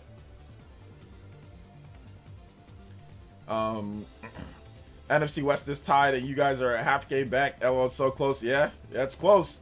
It's close, man. It's close. The Rams still have a few more tough games. The Niners have tough games too, though. Niners, they get a bye this week, so I can rest easy this week. And then the Niners have the Titans after that, which the Titans are not very good. And then after the Titans, they have a 3-game stretch. They have the Colts, Bears, Seahawks. That is a rough against all winning teams, against all potential playoff teams. So yeah. So the Niners have 2 easy weeks, somewhat, maybe. Titans aren't going to be a pushover, though. And then they have, they have Colts, Bears, Seahawks all in a row. So buckle up for that last 3 games, man. That Seahawks game is going to be wild. That could be for the division, depending on what happens with the Rams. That could be for all the marbles and that number 1 seed in the NFC. So yeah. Splatoon 2 single player. Okay, I already read that. My bad. Best fighting game stories like Sparking Zero. Yeah, with the multiplayer in Sparking Zero is kind of hot trash right now, right? Playing the Browns is always a great confidence booster. Listen, the Browns are bad, but it's not because of their defense. Their defense is actually incredible. They played really well. The reason why the Browns lost that game is because their special teams was atrocious. They muffed the punt and gave the Niners a very short field. And then they allowed a long punt return that gave the Niners a touchdown. So that's 14 points right there that they gave up, you know. Now, yes, they only scored 8 points, you know, and the Niners scored 26. So they still would have won even without that.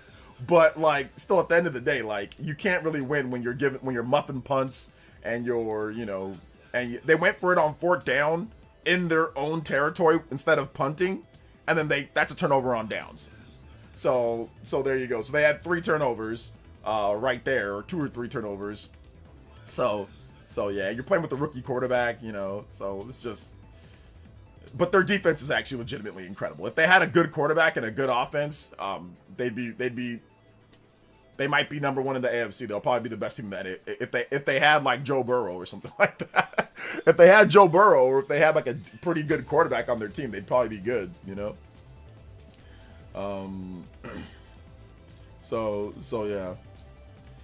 So OJ, do you recommend Room Factory Guardians of Zuma? Yeah, it's pretty good. It's on sale for $50. You might want to wait a little bit more for that game, but yeah, I do recommend it. It's good. I played it. I put 70 hours into it. I thought it was good.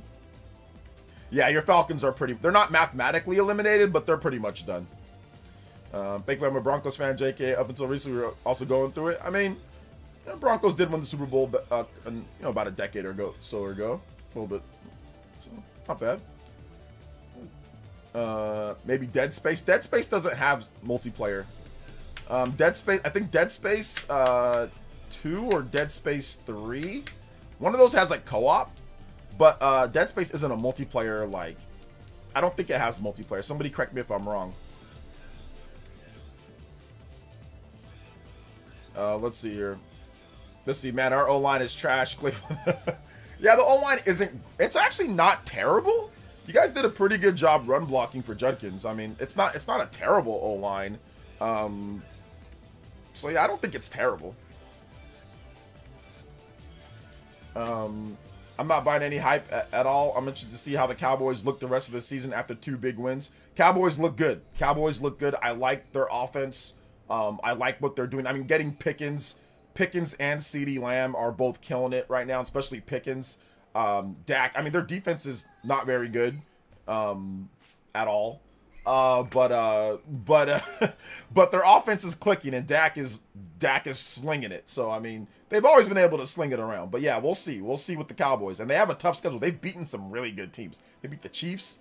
They beat the Eagles. They beat some pretty good teams. You know, they beat those 2 wins are well, no, I mean, they're about as impressive as the Niners wins. Good wins. The Niners only really have like. Well, no, the Niners are different because they don't have a lot of their starters, so that's different. But I would say like the Niners' 2 most impressive wins are like the Rams and the Seahawks this year, so it's about as impressive as that for the Cowboys. The difference though is that the Niners schedule has been weak this year. The Niners have a weak schedule, which that's why I thought they could be good this year, because their schedule was one of the weaker schedules in the league, you know. But somehow, I mean, obviously, the last stretch here is difficult, but yeah. I don't know any soccer teams at all. I know like you can like the European clubs, right? Like Real Madrid and stuff like that. Okay, yeah, I know that. Dallas could potentially make the playoffs. Only lost 1 more game than the Eagles. They could, but they'd have to. Okay, so for the Dallas to make the playoffs, the Lions and the Niners would have to collapse. The Lions and the Niners need to collapse for Dallas to make the playoffs. That's really it. They have to collapse. If those 2 teams collapse, then the Cowboys can make it, because the Cowboys I think are in I think they're in 9th or 10th place right now. So they would need the teams in front of them. They would need like Green Bay, Niners, the Lions to all kind of collapse. If all of those teams collapse, then the Cowboys have a chance at making the playoffs. What's up, Mike Sean? Welcome. So does Metroid Prime 4 box art have the text down at the bottom for the Switch 2 version? Yes. Any Switch 1 game that has an upgrade on Switch 2, those always have the text on there. If you don't like the text, you can simply buy the Switch 1 version and then purchase the upgrade pack to get the Switch 2 version. So you can just do that if you don't like the text. The only way the Panthers can get in to win is the Panthers are actually, yeah, the Panthers are above the Cowboys as well. Because I think the Cowboys lost to the Panthers, so they own a tiebreaker. So yeah, I think the Cowboys are behind the Panthers. So yeah, in order for the Panthers to get in via wild card, they'd have to have all the teams above them collapse as well. And of course the Cowboys to also not do well if the Cowboys make a run up. But yeah, the Panthers' best shot is winning the NFC South, which they are right in the thick of it. And I think they still have a game left against the Buccaneers, if I'm not correct. Panthers have also played a pretty, I mean, outside of their conference, they played a pretty tough schedule between, you know, the Rams and the Niners. So yeah. And they also played Green Bay. They beat Green Bay. The Panthers beat Green Bay too. So that was a good win for them. The Panthers have some really good wins. They have wins on Green Bay, and they have a win on the Rams. So that's pretty good. And they have a win on the Cowboys. Those are some pretty good wins. I hope Jimmy G helps the Rams. Listen, I really hope the day comes where Jimmy G has to play instead of Matthew Stafford. Preferably playoffs. If the Preferably the playoffs. Preferably the playoffs. That'd be good. If against the Niners, if Jimmy G got in there, I think I'd be happy about that one. Also, GA, thank you for the subscription, man. I appreciate that. I think Sora and Koei Tecmo can also make multiplayer matches, single player Kirby Air Riders and Time Splitters. Yeah, Kirby Air Riders has the single player is not that great in that game. It's not bad, but really that game's more of a multiplayer game. Time Splitters, once again, it's not quite, those single player campaigns don't rival what Metroid does. But once again, I think that'd be like a Metroid Prime Hunters 2. But I don't know. I mean, Masahiro Sakurai, he's not a first person shooter guy or a first person guy, so I'm not sure if Sakurai's the type of guy to make and Koei Tecmo, I'm not sure if that's the right team to make a first-person shooter multiplayer Metroid game. I don't think Sakurai has zero experience making first-person shooters or like Time Splitters or Kirby Air Riders, so I don't think that's the right team to get that done. I don't think so. I don't think so. Those guys don't have any experience making first-person shooters or multiplayer games like that, so, or making Metroid games, so I don't think it'd work out. I don't think Stafford's retiring anytime soon. I don't think Stafford is, man. Like, I wish he would. I was pretty happy when Aaron Donald retired.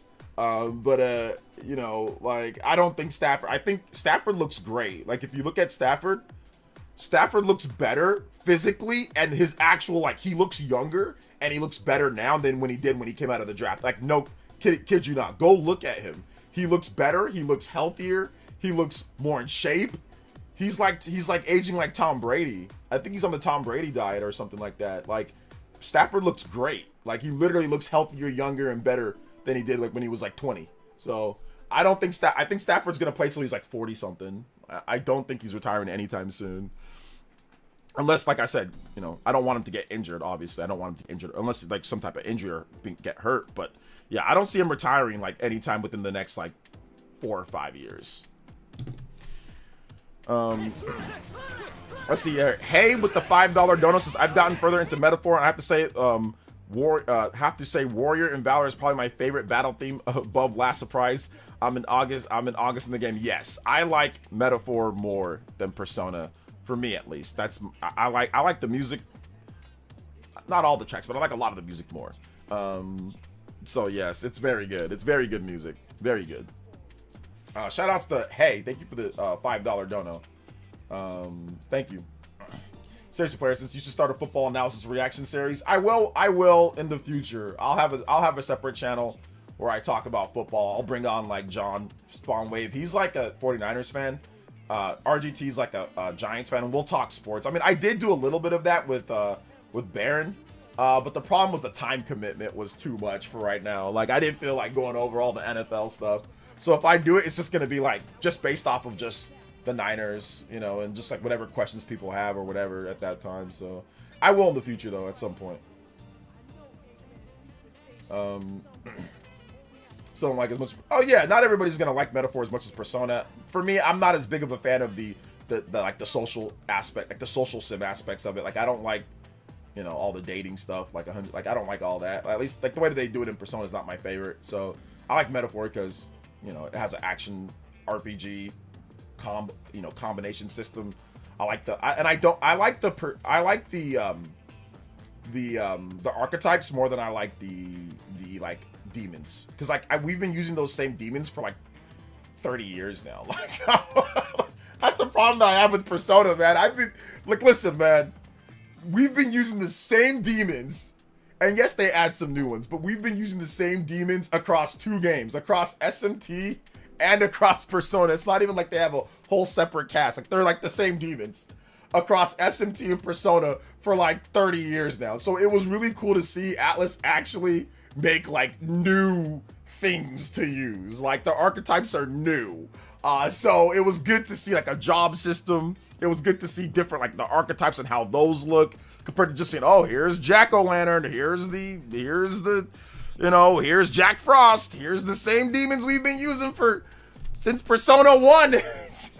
Persona 3, Persona 4, Persona 5, SMT is the same demons. Pixie, the same ones over and over and over. Like, I love it, But dude, they really don't make a lot of new demons. Like there's only a limited amount. So it was good to actually get away from that, you know, for me at least. For me at least. So yeah. That's true. That's why I passed on SMT5. Same. No, well, for me, SMT5 is still incredible. I played it because it's awesome. It has a different vibe than Persona. I like, because like Persona, it's like you got to work within the mementos, you got to work within the system of the game. I like SMT5 Vengeance more than I like Persona 5. For me, it's Persona, SMT, Metaphor. That's my order. Most people's order is usually Persona, maybe Metaphor now, or maybe SMT and then Metaphor, or you can maybe swap the two. Most people think Persona's the best. Me, I think Metaphor is the best, and then I like SMT more than I like Persona, because SMT, it's not so restrictive. That's what I don't like that about how restrictive Persona is. Oh, you want to go level up? Okay, well, you got to go here. You got to use your day. Like, I don't like the micromanaging. I don't like micromanaging at all. Like that's one of the things that, like, when I used to have my regular day jobs, when bosses I dislike micromanaging. I don't like micromanage other people when I was a boss. I don't micromanage other people, and I don't like being micromanaged myself. So Persona, there's too much micromanaging. You got to do this. Like, it's so robotic in like how the game plays. It's still really good, but it's just too robotic. Metaphor is robotic, but it's not as robotic as Persona. It's a little bit, it's not as robotic. SMT is completely freeform for the most part. You just play, you level up, you do whatever you want. So that's why SMT takes the top or SMT's up there before Metaphor. Metaphor is awesome. So,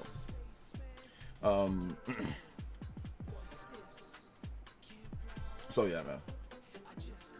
I'm not ruining Metroid Prime 4. I don't know what you're talking about. I haven't spoiled anything on Metroid Prime 4.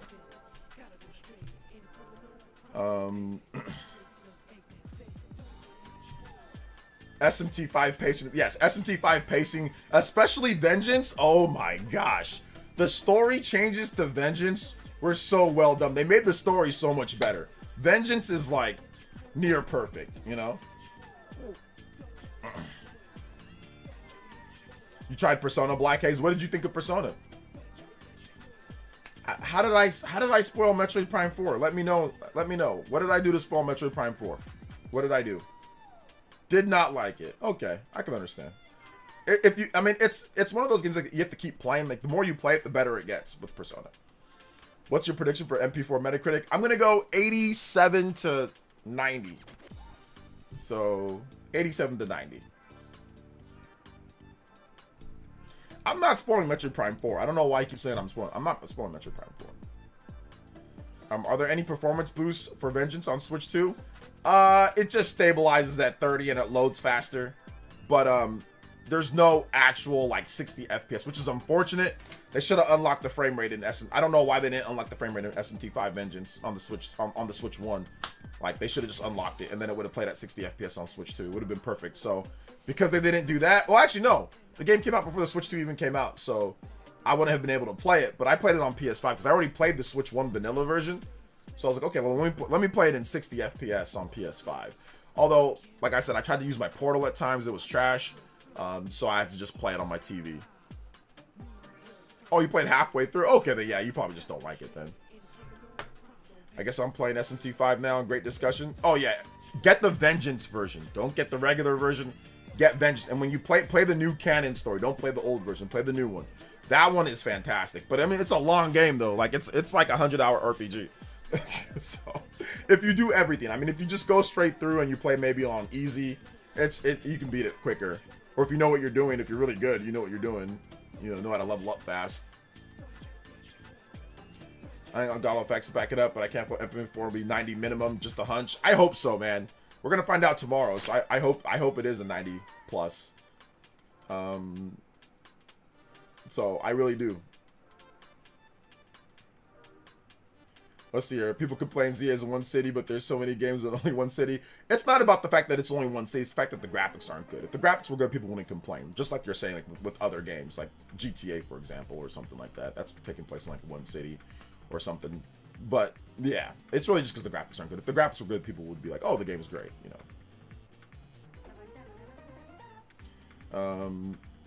Yeah, you just lost interest.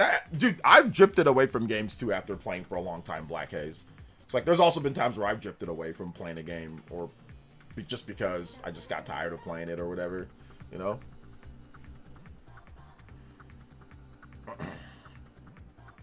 100 hours is fine. I need a break from all the Trails games I've been playing lately. Go from 100-hour RPG to like another 100-hour RPG. Awesome.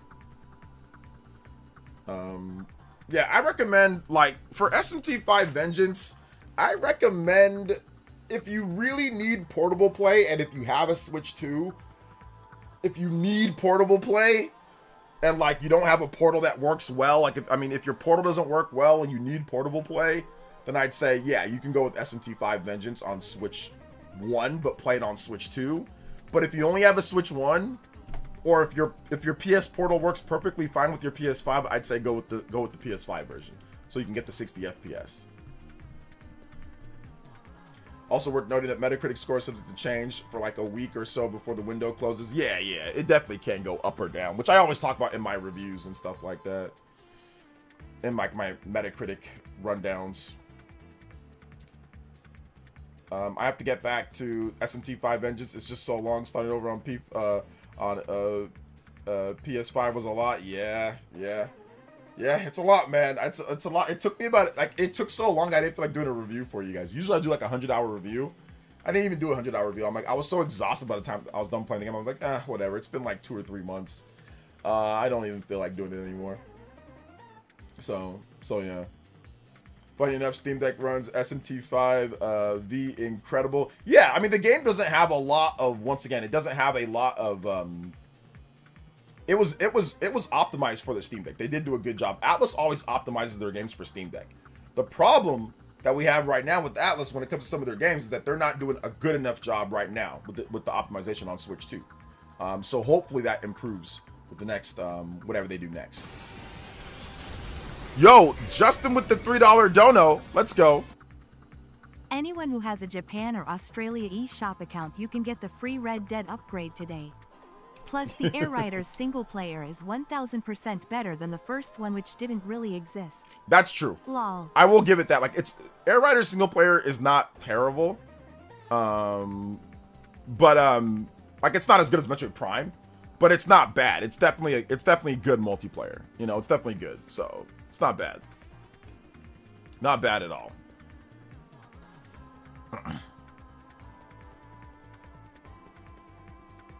Not bad at all.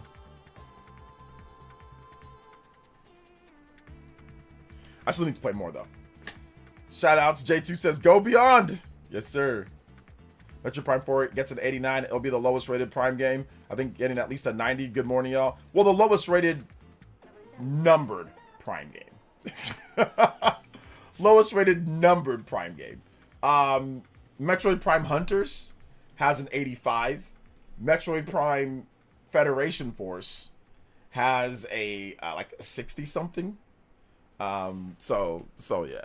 So those Metroid Prime Pinball has like a 79.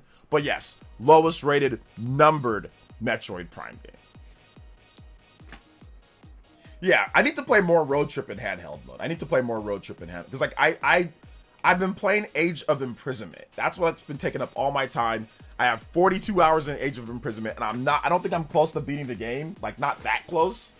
Metroid Prime 4 comes out. I'm gonna do my best to get my work done, get my streaming done, and then play Age of Imprisonment. Play it as much as I can, you know. I'm gonna do my best to try to beat the game before Prime 4 comes out, but I don't think I'm gonna be able to beat the game before Prime 4 comes out, so I'm gonna have to not shelve, but I'm just gonna have to put aside Age of Imprisonment and then kind of play Prime 4.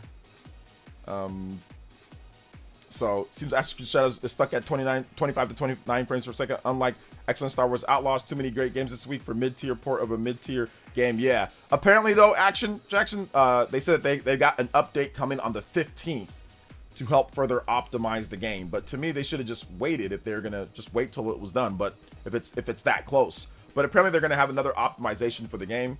But yeah, right now, not looking. I don't recommend it right now, based off of what I've seen. Even if it wasn't based off of what I've seen, when I did my PlayerEssence pick, it wasn't the top games. It wasn't in my top games. That's before I even knew about the whole frame rate being 25 to 29. I said get Octopath Traveler.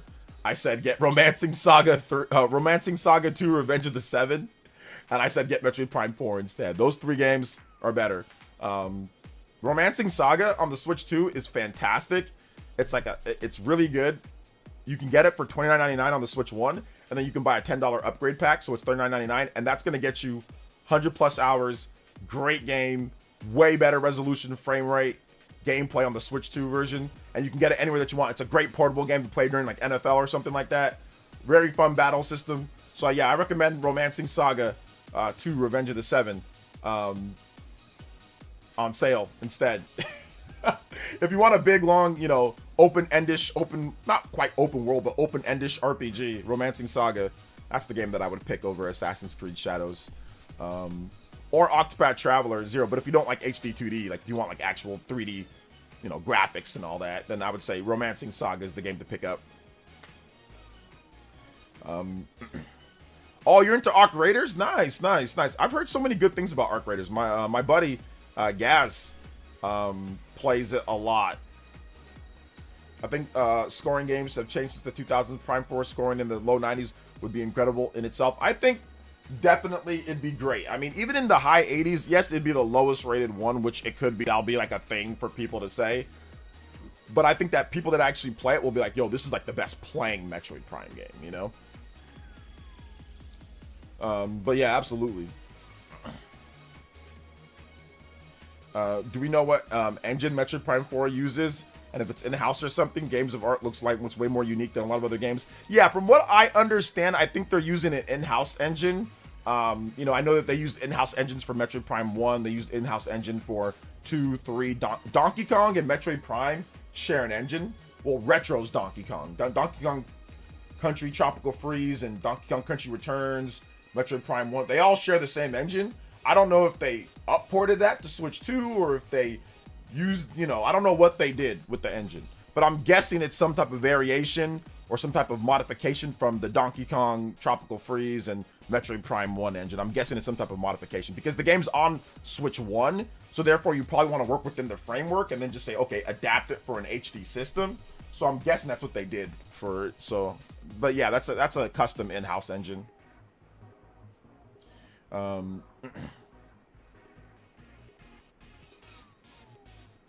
Matt, Unity based? I don't know if it's Unity based. Anything Unity based does not run at 4K on a Nintendo platform. Does not run at 60 FPS. I just remember Unity having issues with 60 FPS on Switch 1. So like I said, I think if it is, maybe it's a highly customized version of it, but I'm not really sure, to be honest. Uses a Rude engine, updated Rude engine. I think it's an in-house customized engine, guys. I don't think there's anything that's like a standard, like, oh, it's like Unreal or it's like this, or I think it's a customized in-house engine. Nashville double down, saying Nintendo approved 2 Prime games since the script Retro came up with was too long for a single game. I hope he's right. Well, Nintendo kind of alluded to that, Jackson, because they said this is the beginning of a new story. So if it's the beginning of a new story, I'm doubting that it's going to start and stop right there. I'm pretty sure that they're going to try to get some more money by using the same engine, using the same reusing assets, and just make another game. So, I mean, they're probably looking, hey, look, we can make 2 games out of this. We took all this time. We took 8 years. We probably just let's get everything going, set up a sequel, get a sequel out in the next 2 or 3 years, or, 2 or 3 years afterwards, reuse the assets, make it Switch 2 only, and go from there. And we can probably get 2 games out of it and recoup our cost plus then some. So that's what I'm guessing they're gonna do, because Nintendo did say it's the beginning of a new story. So I'm guessing they would have at least 2 parts, Rude is Retro's customized in-house. Okay, cool. Rude is Retro's customized in-house engine. There you go. My bad on that one then. What's up, Muck Bro? Fighting the urge to play 2 and 3 before 4. I mean, if you're gonna play it at launch, just depends, Justin with the 3. So far I'm really liking Cosmic Invasion. Nice. It's funny, almost all my favorite games this year scored a 79. I'm telling you, man. Let me tell you guys something real quick. When a 79 hits, a 79 hits. People be sleeping on 79s, man. 79 games, 7 out of 10 games can be better than 10 out of 10 games for some people. Because sometimes there's little quirky things about 7 out of 10 games that they don't do, like stand like, oh, maybe the graphics aren't as good, or maybe there's this or there's that. But they do these things that aren't conventional that make it get a lower score, but you might love. For me, Pokemon Legends ZA, 7 out of 10 game, right? Not a 10 out of 10, not a 9 out of 10 by any means. But that's still like one of my favorite games of the year. One of my favorite Pokemon games is Pokemon Legends ZA. So yeah, man, like sometimes when a 7 out of 10 game hits, it hits. It doesn't have to be the best for everybody else. As long as it's the best for you, it's good. So yeah. Bro, I love 7. Yeah. Sometimes they hit. Sometimes a 7 out of 10 game really is like a 7 out of 10 game. But then other times you find a 7 out of 10 game and it's like your 7 out of 10 game, you know? That Age of Imprisonment. Dude, I love Age of Imprisonment. Like, it's hitting to me as high as some of the higher scored games, right? You have some of these games that are scored a lot higher. And I'm like, yo, this game, Age of Imprisonment, is hitting for me. I see why it's a 7/8 out of 10 type of game. I mean, it has a 79 average, so it's pretty much like an 8 out of 10 game. But it's hitting, bro. It's hitting. So, yeah, I'm kind of surprised Nintendo didn't drop 2 and 3. But I'm guessing what they're going to do is that they're going to have a Wii Virtual Console. They're going to drop 2 and 3 as the trilogy. That's what I'm guessing. For real, gamers act like 70 to 79 is mid. 80 out of 89 decent, 90 out of 95 great, 96 out of 100 masterpiece. Yeah, like 8 out of 10 game can hit, bro. Age of Imprisonment is freaking dope. I love it. I like it a lot, you know? I mean, I don't like it as much as I don't like it as much as Clair Obscur, but I like it more than Silk Song. You know, that's a 9 out of 10 game. I like Age of Imprisonment way more than Silk Song. You know, like way more. I like ZA way more than Silk Song. Now, that doesn't mean that Silk Song isn't better, objectively better than those games. Sure, I don't have a problem with people saying that it's better. No problem. No sweat off my back. I don't care. If you think it's better, that's fine by me. But there's certain things in those games that I think just hit, you know? They just hit hard. It's fun. You know, it's fun to play. It's super gameplay focused and heavy, which so is Silk Song. And so are a lot of the 90+ rated games. But for me, it's like Blueprints. Like I don't think Blueprints is like, that's not a game for me, you know? So I'll take the 7 out of 10 game that I like more than the 9 out of 10 game that's everyone thinks is good or great, you know? So want to get back on Xenoblade X so bad. Oh yeah, I think the Switch, hopefully they do a Switch 2 version of that game. Shout out to J2. Red Steel 1 on Wii got low scores, but I still remember having a decent time, and it got a sequel. Red Steel 2 is much better than Red Steel 1. But yeah, Red Steel 1's kind of jank and bad, but Red Steel 2 is much better.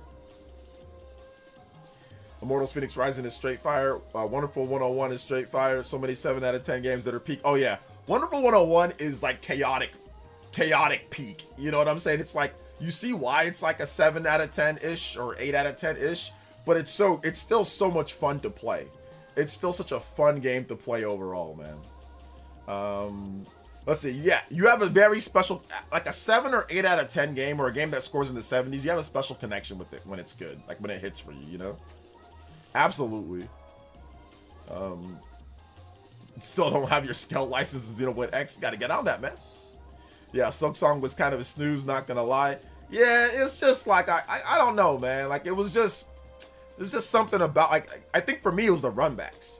The runbacks were the problem for me, bro. Like, where you just go, there's no save point near this boss. This boss is tough. I died to the boss. Okay, I gotta go through this whole corridor, this whole thing, and then I gotta fight the boss. Dude, I was stuck at one part for like 2 days. Because I'm doing a runbacks over and over. Like, there's a save point, but it's a fake save point. It's a fake save point. You go there and like it's a trap. A big old scythe hits you if you go, and I'm like, oh, you gotta be kidding me. So I'm just like, all right, that's fine. And I'm just getting beat over and over on this boss. And it's like, I have to go through the whole thing again. After that, I beat the boss. And after that, I was like, yeah, I'm good. I just put it down. I said, yeah, I'm all right, man. I'm good. I'm good on that one. I like Hades 2 more too as well. So,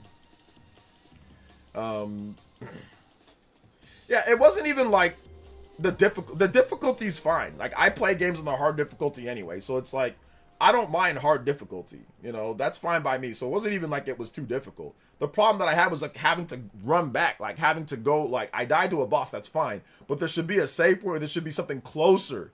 I don't know why it was so far away. Some bosses have save points closer to them, some of them don't. So some of them, it was too far away. Like I have to run back this whole thing just to get back to that point. Like I don't want to go through this whole thing with all these little traps and little bugs rolling around everywhere, little traps and spikes and all. I mean, I gotta run through this whole freaking area just to get back to the boss, bruh. It's just tedious. So I just got tired of it. And like I said, I eventually beat that part with the run back, but I just said, nah, I'm good after that. I'm like, nah, I'm good. I'd rather just play Trails in the Sky or play Hades 2 or just play something else till ZA came out. So I was just like, yeah, I'm good. Because they all came out in September. All those games came out in September. Hades 2, Trails in the Sky, and Silksong all came out in that 1 month. So I was like, yeah, I'll just play something else. I'm good.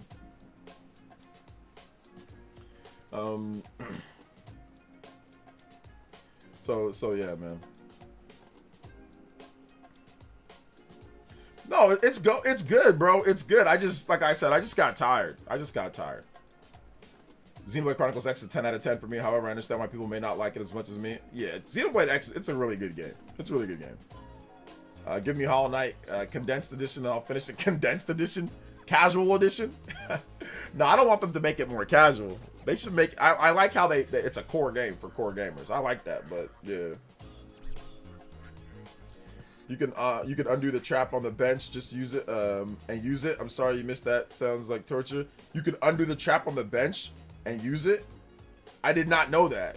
Okay, that's cool. I need to undo the trap on the bench. There you go. But even with that though, I think that there are still other runbacks in the game though. You know. Yeah, I've become spoiled by modern gaming. Lost all patience for that nonsense. I like modern game design sensibilities.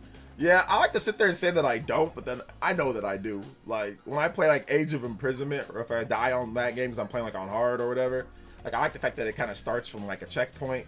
You know, like, I'll be honest, I kind of like some of the modern, like, I don't like the old school stuff, like, where if I die, I gotta go all the way back. I'm not a fan. That's why I hate rogue games. It's like, it just makes no sense to me. No, but it does. Obviously, the gameplay design makes sense, but yeah, man. Even though I do like Hades, but I don't like the concept of rogue games because I remember my first ever rogue game that I played. Dude, it was crazy. Has Been Heroes. I played Has Been Heroes, and I didn't know that it was a rogue game, and it was so funny. You know what I did? Like, I was dying, and like, I wasn't going back to where I was, so I was like, I kept on saying, okay, well, what's going on? Like, why am I going all the way back? I thought like maybe there was something wrong with like my memory card, or maybe I have to load my save file or something like that. I was like, what's going on with this? Why do I keep on going back? And then I realized so then I looked it up online, like, oh, it's a rogue game. You go all the way back, and I remember just thinking to myself, who would make such a stupid game like that? Like, what does that even mean? Because I had no experience with rogue games before Has Been Heroes in 2017 on the Switch 1. So I was thinking, like, who makes games like this? Who makes a game like this, you know?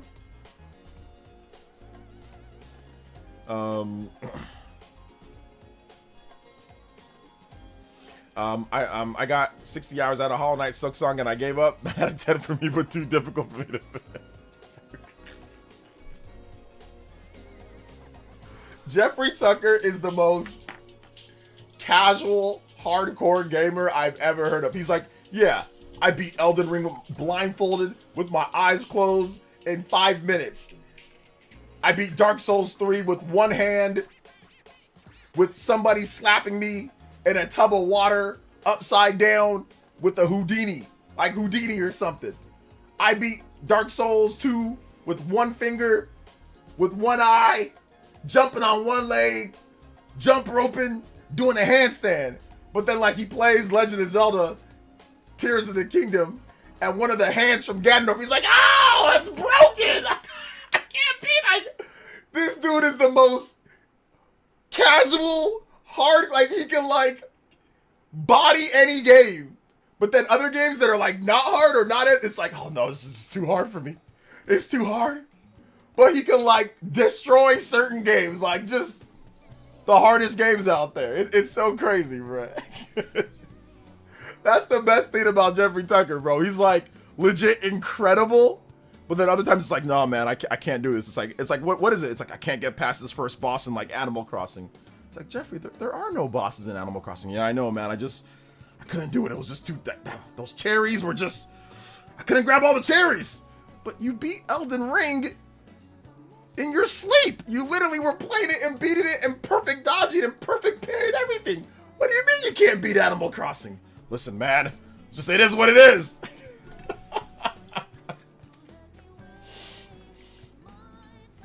I know, look, man, it's all good, bro. It's just funny. It's just funny. Yeah, he beat it with the dance pad on his hands, handstanding the whole time. Elden Ring, you know. So yeah, man, it's crazy. Them spiders too strong. Oh man. Excuse me.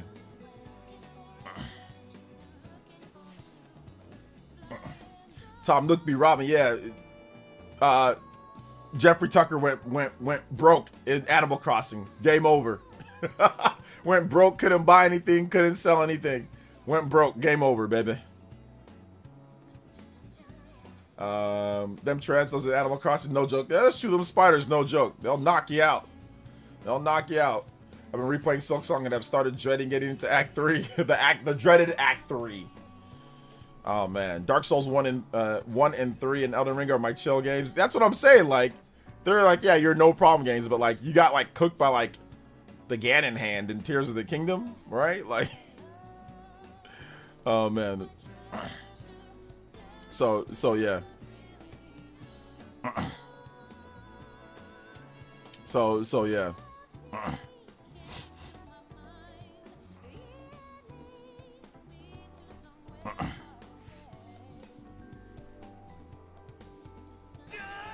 But it's all good.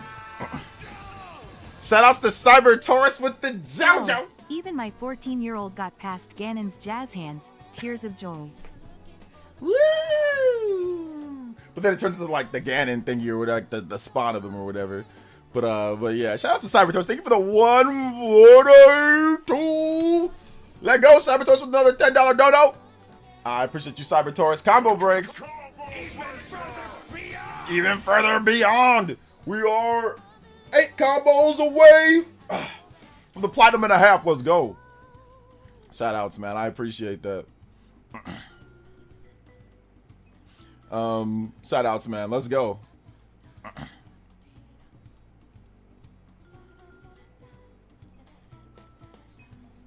Helldivers 2 is my relaxing game. Caught Ganondorf mid, Swallow mid fight. Mid jazz hands.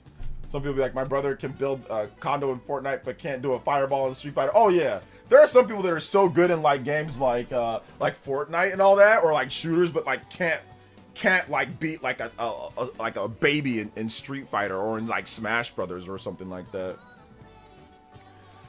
I don't even want to play Metroid Prime 4 now because he'll. Okay, dude, what the heck, man? I don't know what's wrong with this guy. This guy's being a weirdo. I'm gonna time you out for the rest of the stream, 24 hours. Dude, what is your problem, man? What is your I have not spoiled any Metroid Prime 4 anything. Literally, I've only used footage that Nintendo provided when it comes to the overview trailer and the Survive trailer, or I've used the footage from the preview from GameSpot. What is this guy talking about? What is wrong with this guy, bro? What is wrong with you? Go to sleep. Go get some food. Go chill, bro. What you doing? Yo, shout outs to Sebi. Thank you for the subscription. I appreciate that, man. Do you think Nintendo's working on an MMO? No, but I mean, it's always possible. Thank you for the subscription. Yeah, Shadow Ganon. I think it was because I literally no weapon or arrows and didn't want to go get weapons. Okay, so you ran out. Yeah, but that guy, like, the bomb arrows are pretty good with him. Like, when his weak point is exposed, and then, like, once he gets into, like, his normal form, just dodging and then just counterattacking, he'll die. Let's see. Hey, what's up, OJ? One of the reviews dropping tomorrow morning. Probably, like, around 6 or 7 a.m. I'm going to be up early. I'm going to have to go to sleep early today, guys. That's why I wanted to get my stream done today early. I wanted to get everything done early. I want to see if I can get a video done early. But no, actually, no, I'm not going to get a video done early because I'm going to wake up tomorrow and do a video for you guys. So, yeah, there's no point in having a video. There's no point in having a video already when obviously the video will be tomorrow morning. So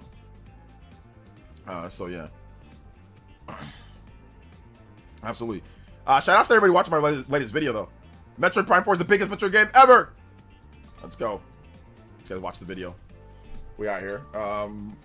This got to be a troll because he's talking about you spoiling. Yeah, he's here watching it and commenting. Yeah, I think he's just trolling, man. I don't know. I think maybe because my title of my video, maybe the title of today's video, but I was just talking about the file size. It is like the biggest Metroid Prime game ever, you know? So I think I was just talking about the file size. I wasn't spoiling like the game itself. So yeah, man. It's all good though. It's all good. Some people are just, like I said, some people are just tripping in the morning, man. I don't know. Some people are just tripping in the morning. I'm not sure what's going on with this one. So yeah. Stop spoiling Metroid! SpongeBob voice. SpongeBob text. Oh man, too many games, too little time. I think I would love FF Tactics Remastered. Bro, I know I would. I got a review code for it. I need to, dude, there's too many games! There's too many games. There's too many games, not enough time, bruh. 6, 7. Let's see here. People really get weird on video titles and thumbnails. Yeah. But it's all good, man. It's all good. I don't think that's I just speculate. I don't know if that actually, if that's the reason why. I think he's just trolling, to be honest. We're in a new era where even Nintendo first-party titles are like down 20 to 50 gigabytes. Yeah. I mean, we have the biggest title that they have this year is Age of Imprisonment. That's 40 something gigabytes. Metroid Prime is 31 gigabytes on Switch 2. Almost 32, right? So like 31.6. So that's large. That is a big file size. That is a big boy for a Nintendo game. And for a Metroid Prime game, that's big. Like the previous biggest game is Metroid Prime Remastered at like 6 gigabytes. So yeah, everyone's back. If you're an adult, most adults' backlog is crazy because there's just too many games to play. Let's see. J2, I'm gonna predict a 90 for MP4. That'd be the best case scenario, J2. I hope it is that. Actually, that'd be like a great scenario. Not the best case scenario is that okay, it's like, you know, up by Metroid Prime Remastered. That'd be the best case scenario. But we'll see. Man, I'm gonna miss Nintendo games being small in file size. Yeah, a lot of them are probably. I mean, they're gonna be small compared to like Microsoft and Sony. Like, yeah, they're small compared to those, but they're still gonna be. I mean, compared to Nintendo's previous games, yeah, they're gonna be much bigger. The next Legend of Zelda game, I wouldn't be surprised if the next Legend of Zelda game was like 60 gigabytes. You know, like I wouldn't be surprised. Although they do a good job with optimization. But I would not be surprised if the next Legend of Zelda is like massive. But I still think that like the Mario games are probably still aren't going to be anything crazy. But they're probably going to be like, you know, 20, 30 gigs, 20 gigs, stuff like that, which is much bigger than Nintendo's previous games. But Tears of the Kingdom, that was on a 32 gigabyte cartridge, if I'm not correct. I don't remember how big that game was, but I know that was like, wasn't that like 20 gigabytes or something like that? I know it was a kind of a large game on Switch 1. So yeah, I expect it to kind of double in size or more.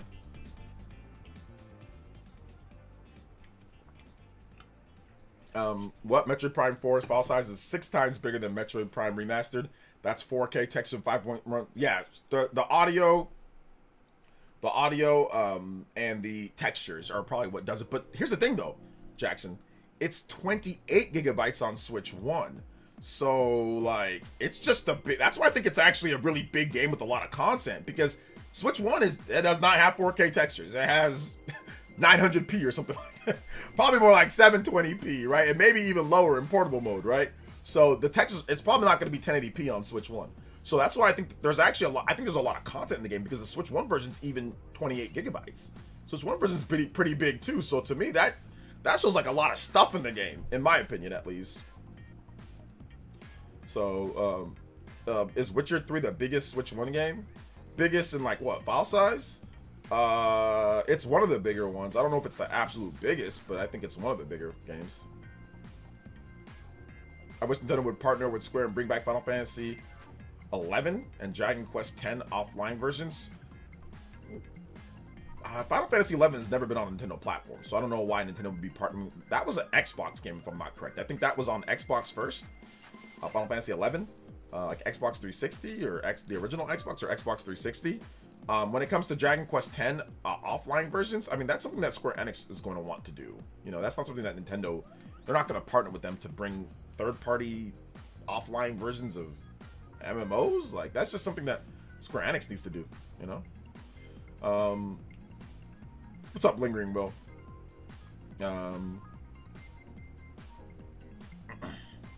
I guess to clarify, Tears of the Kingdom, the biggest first-party Switch 1 game? Okay, yeah. NOK textures? Isn't 11 getting new content to this day? 11? I'm not sure. I don't follow the Final Fantasy MMO scene, so I'm not really sure what's going on there. Dragon Quest 10 is on Switch 1 in Japan. Yeah, I think he means he wants it localized and the offline version.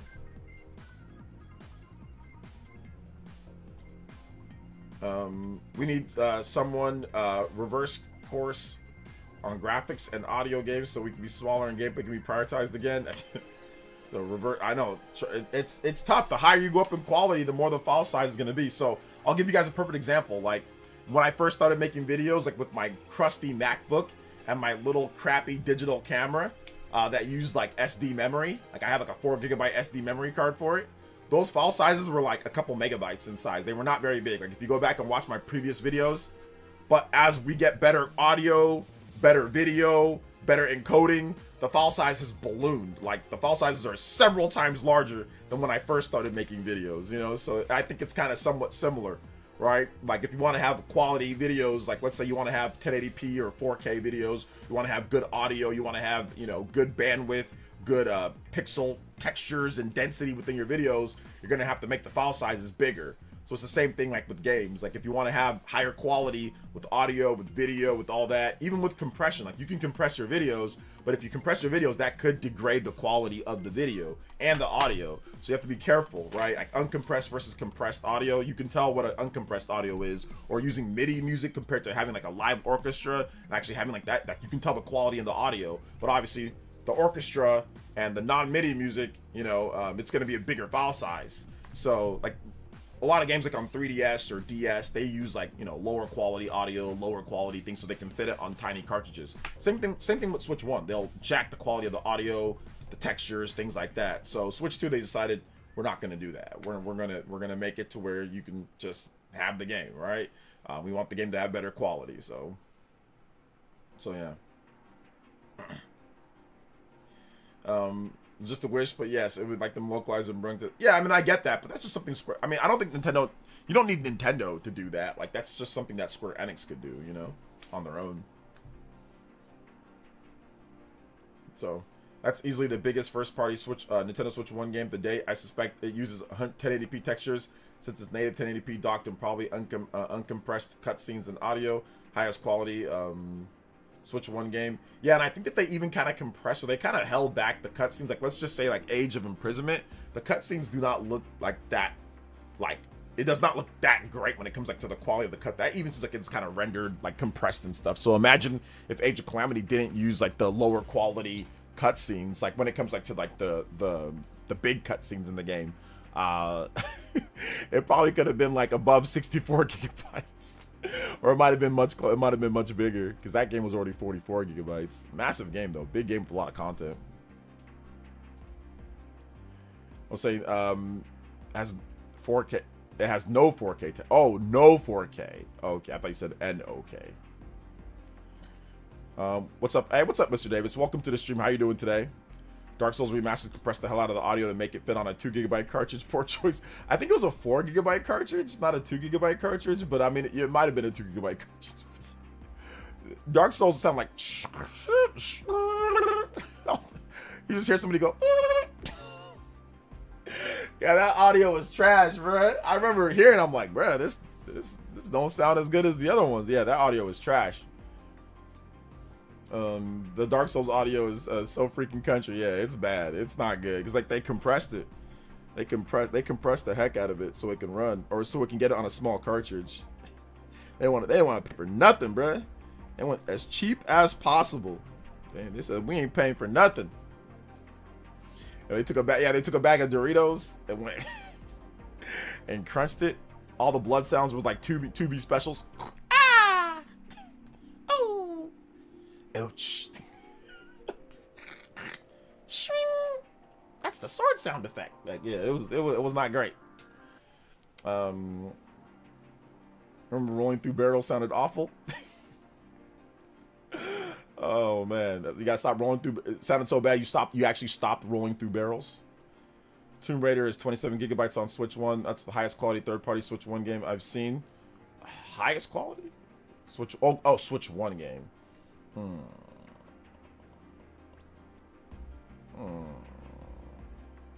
What do you think about like Doom Eternal on Switch 1? Metroid Prime 4 Game of the Year 2026, bro. I hope it's Game of the Year 2026. Well, no, we don't know what else is coming out. We don't know what else is coming out. There could be something incredible next year. Hold up, we don't know what else is coming out, man. We gotta wait and see. We gotta wait and see. We gotta wait and see what else is coming out. You know. So we gotta wait and see.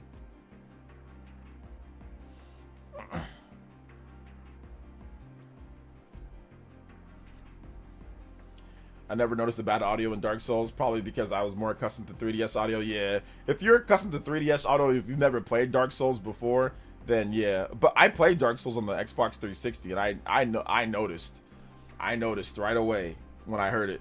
So yeah, it was noticeable for me. And the 360 audio ain't great either. So 2D Metroid in 2026. I don't know if there's gonna be a 2D Metroid in 2026, but there's definitely gonna be one within the next few years for sure. I think Mercury Steam is absolutely working on the next 2D Metroid game.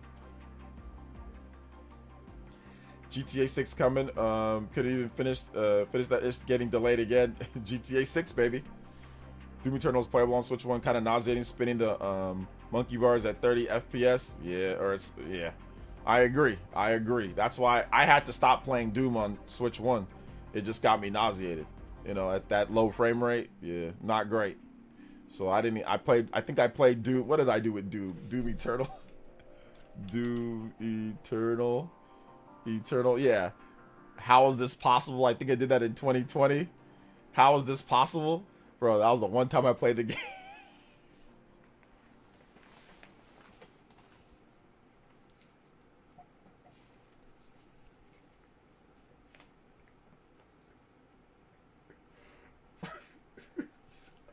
I don't think I cut that game back. I was like, yeah, that game got retired, bro. I turned it off. I edited the video, and I don't think I ever went back. I said, it's not possible for me to play this game anymore. That's what I said, bro.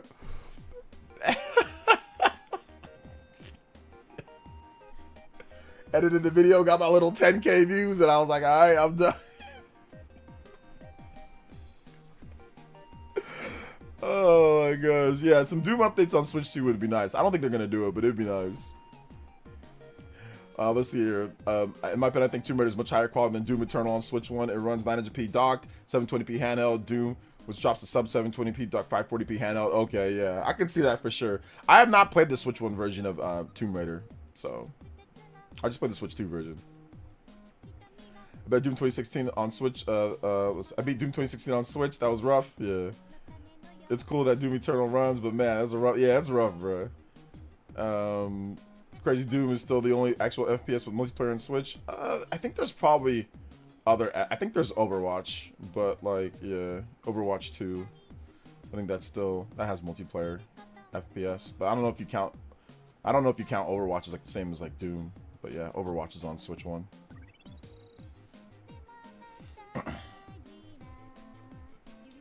Let's see, the Switch 2 is all we wanted from a successful performance of the game, significantly better. That's all it needs to do. Yeah, it's all it needs. And then some. Joy-Cons, mouse mode. I forgot my Switch 1 existed after Switch 2 dropped. Well, there's, I mean, yeah, for the most part. The only thing that I hold on to is like some games maybe playing portable mode, like Switch 1, or if you have like Jackson, like a mod chip type thing that increased the performance. But yeah, I forgot about Switch 1 was they're all up there, bro. I don't even put them over here. I put them all up here. I put them up there. I was like, all right, just they're going in the closet, bro. They're going in the closet. It's time for Switch 2. Switch 2 and PS5 for me. PS5 Pro, Switch 2 and PS5 Pro. That's all I've played since the Switch 2 launched. Yeah, okay, yeah, Apex, that's true. Apex is on Switch 1. Man, that game's crusty. Apex is crusty on Switch 1. Switch 2, much better. Apex is actually playable on Switch 2. It actually runs a bit better at times and looks a bit better than the Xbox Series S version. Runs at 1080p 60, so yeah, much better on Switch 2. Big boost. Yeah, they have not updated Overwatch on Switch 2 yet, which is like, what's going on there? What are they taking so long for?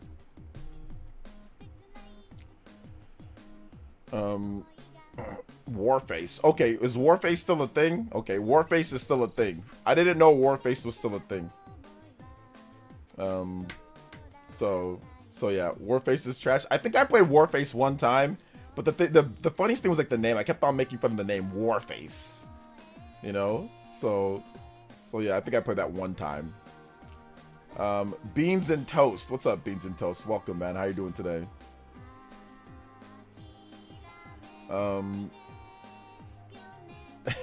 Yeah, I played Doom 2016.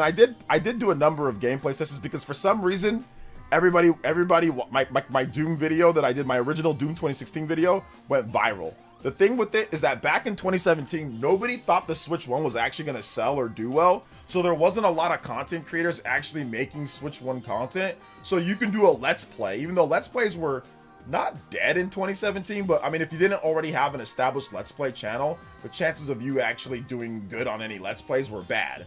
But in 2017, there wasn't a lot of people with the Switch 1 creating content because, once again, everybody thought it was going to fail.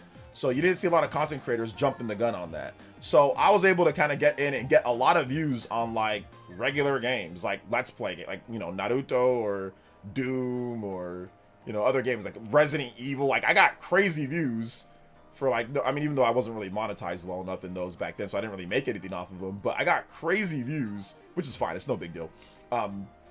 Crazy views on my Doom, Resident Evil, Naruto playthroughs. So yeah, my Doom gameplay videos did really good. Like my multiplayer gameplay videos and like my Doom single player gameplay videos. Like I had one video that did like 700,000 views or something like that. So yeah, because people were just like, wow, look at this. It plays Doom anywhere that you want. It was pretty crazy.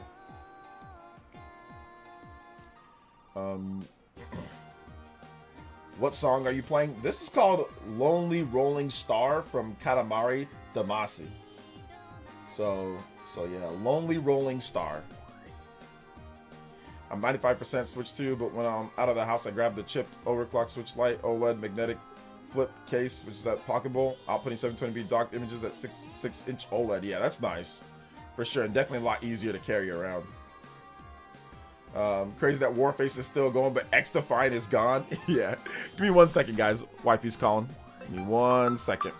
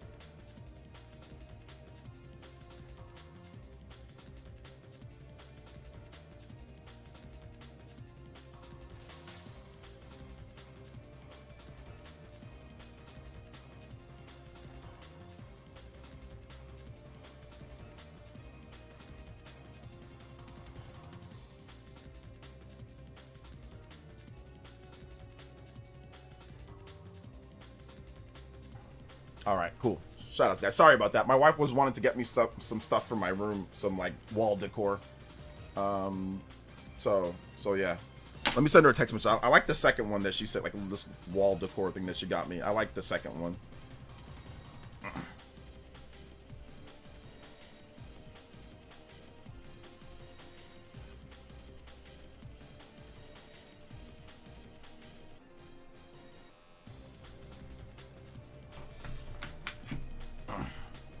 Just checked the dang Doom gameplay is your second most viewed video. Yeah, I got a lot of views on that, man. But even like some of like my other videos, like my Resident Evil videos did really good. Like Resident Evil, I think Revelations, Resident Evil, I know like Let's Plays were dead back then, but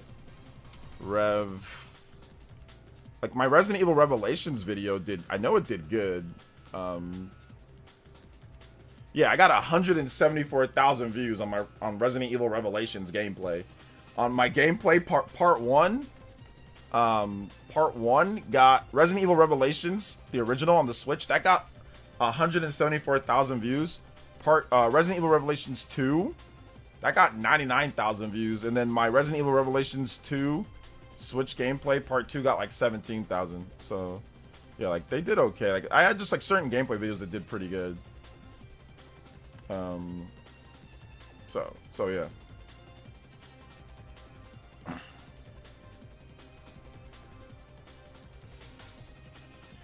Yeah, Naruto videos did good. One of these days, I'll get back to being a Naruto content creator. One of these days, man. Yeah, my Naruto videos, like, they're okay. Like, I did, like, I think it was, like, my part one. I'm looking at it here. My part one of Ninja Storm. I did like 200,000 views. And then like Road to Boruto did like 158,000 views. But after that it was kind of trash, but not trash, but just not great. But 35,000, 20,000, 13,000 on some of the other Let's Plays. So yeah. It's good stuff. Oh man, Naruto. I hate this franchise, the game franchise, and then I love it too. But Naruto, man, the games just aren't very good, man. They're just not very good at all. Not anymore, at least. That Generations game was terrible. It's not terrible. It's just been the same game for like decades, bro. It's been like the same exact game for like forever. So yeah, that's the problem. That's the biggest problem. That's the biggest problem.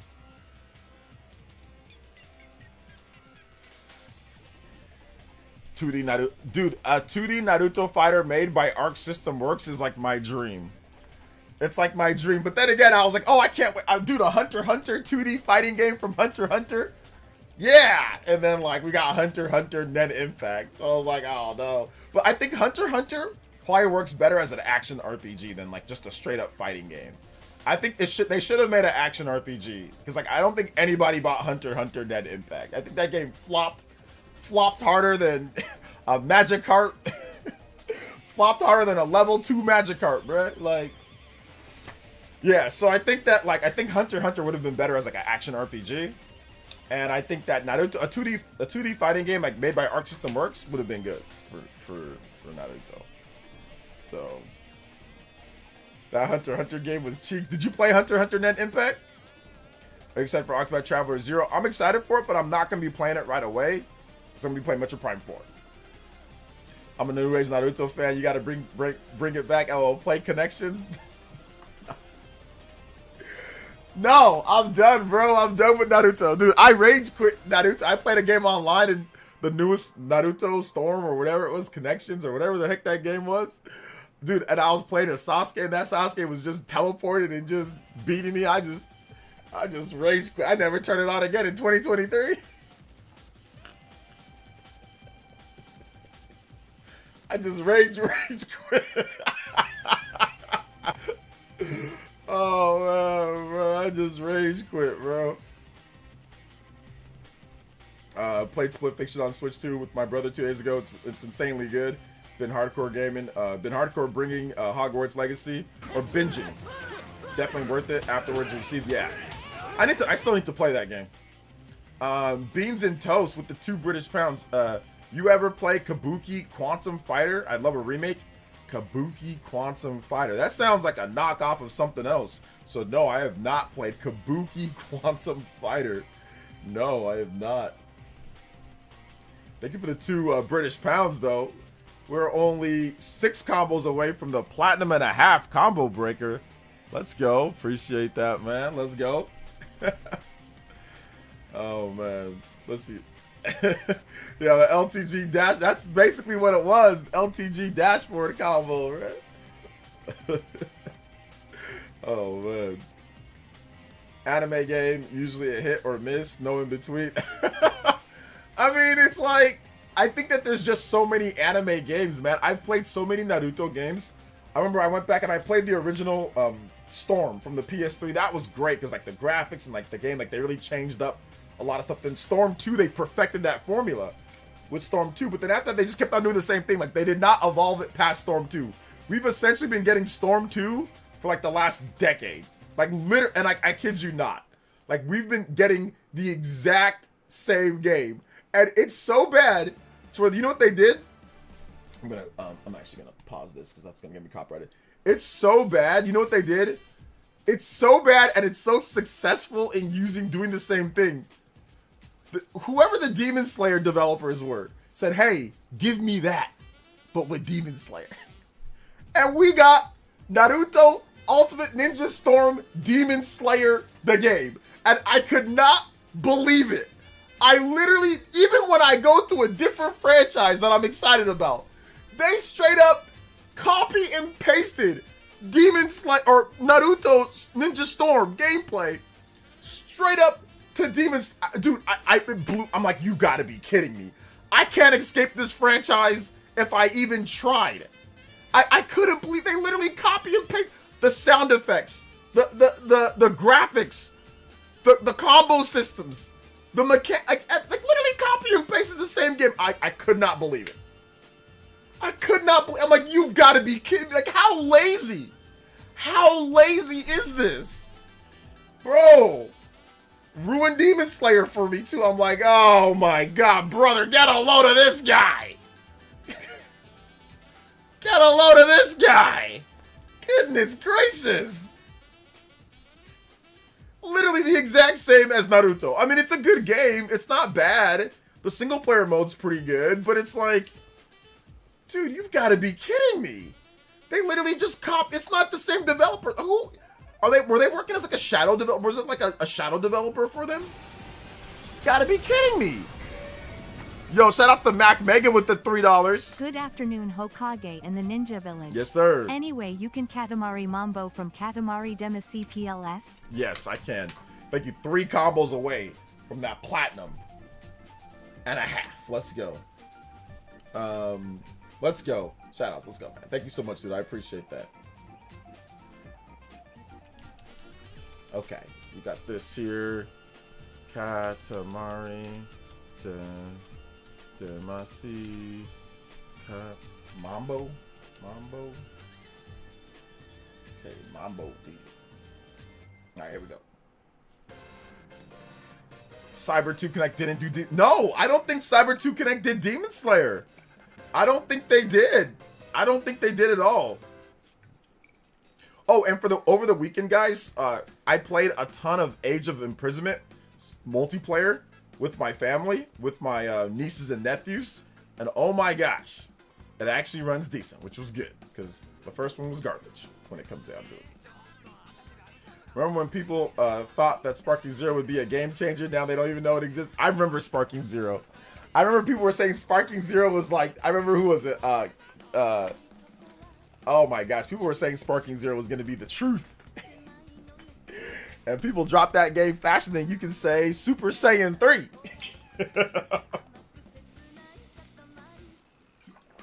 Faster than you can say Krillin getting capped. Alright, what's up, Mr. Davis? Welcome. Near Automata, brand new update on Switch 2. It plays better. Yeah, it actually works. It works on Switch 2 now. It didn't get a 60 FPS update, but it works. Let's see here. Literally Demon Slayer Naruto without the jutsu, bro. It was I couldn't believe it, bro. I could not believe what happened, you know? Could not believe what happened. I like Sparking Zero, but that game wasn't going to be a big tournament game. I mean, Sparking Zero isn't bad. Like, it's not bad. It's just like people were acting like it was going to be like the second coming. And people ended up dropping it pretty quickly afterwards. Now, that might be due to because of Bandai Namco or whatever, but, you know, whatever. It's still an okay game, though. Like, it's still not bad. It's not a bad game by any means. And obviously people love Dragon Ball Z, so. Faster than Yamcha getting washed. Yeah, faster than Yamcha versus a Cyberman. 2 more 8-hour shifts standing in the way between me and Metroid Prime 4. Ayo, there we go, man. Get them shifts done. Get them shifts done. Let's go. Faster than a Yamcha versus a Cyberman.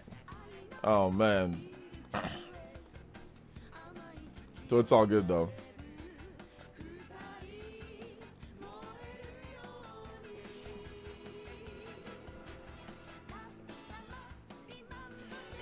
Let's see here. Wow, $50 off the console Mario Kart World Bundle. Yeah, we talked about that already. So it's Walmart only, though.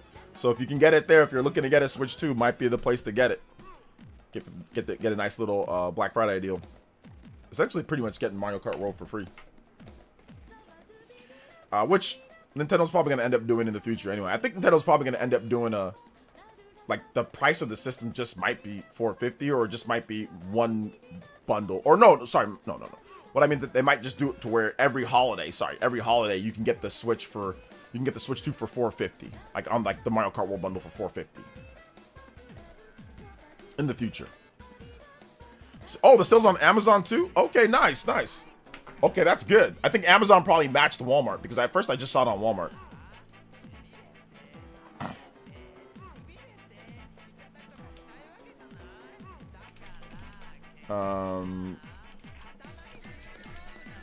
Let me check. This song is crazy too, by the way. Metroid Prime 4, beyond a waste of money. Beyond a waste of money. Okay. What the heck is this? I don't know what that was. What is... Oh my gosh, bro. This is stupid. I'm gonna open up another tab over here. Prices might go up again, man. I know there might be the tariffs might cause prices to go up, man. So you never know. You never know.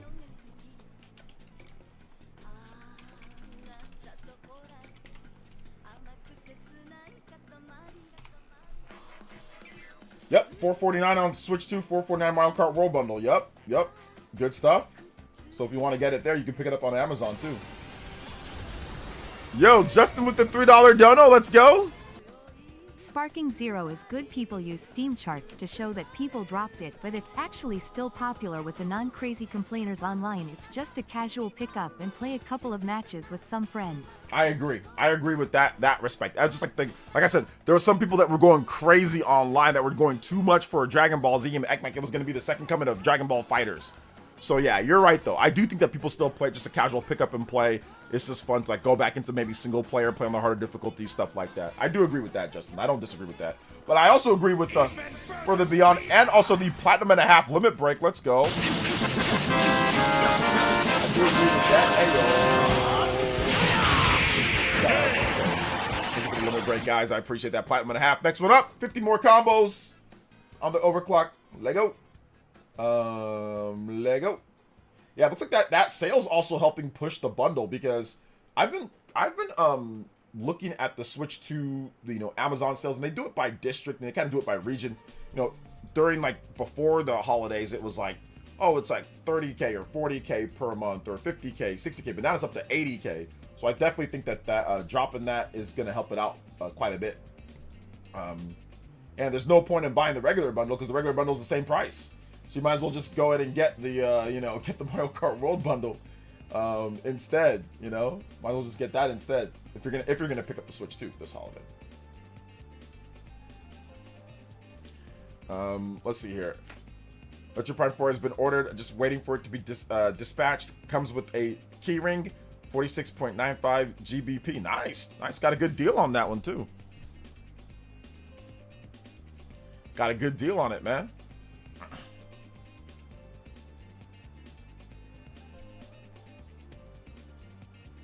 So yeah. Let's see. They're literally giving you Mario Kart for free. Yep. I mean, which they did before Mario Kart 8 Deluxe.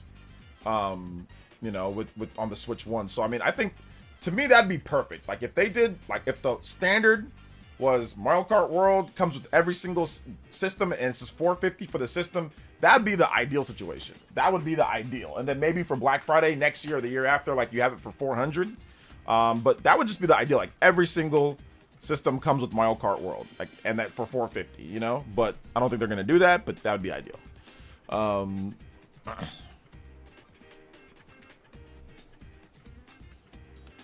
Let's see here. You're gonna be waiting for the direct all the way till February, my guy. Wait, what are you talking about, Dawson?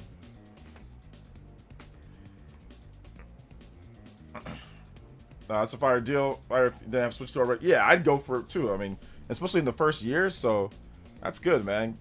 Sell some more. If they can sell more of the systems, that'd be great. So yeah.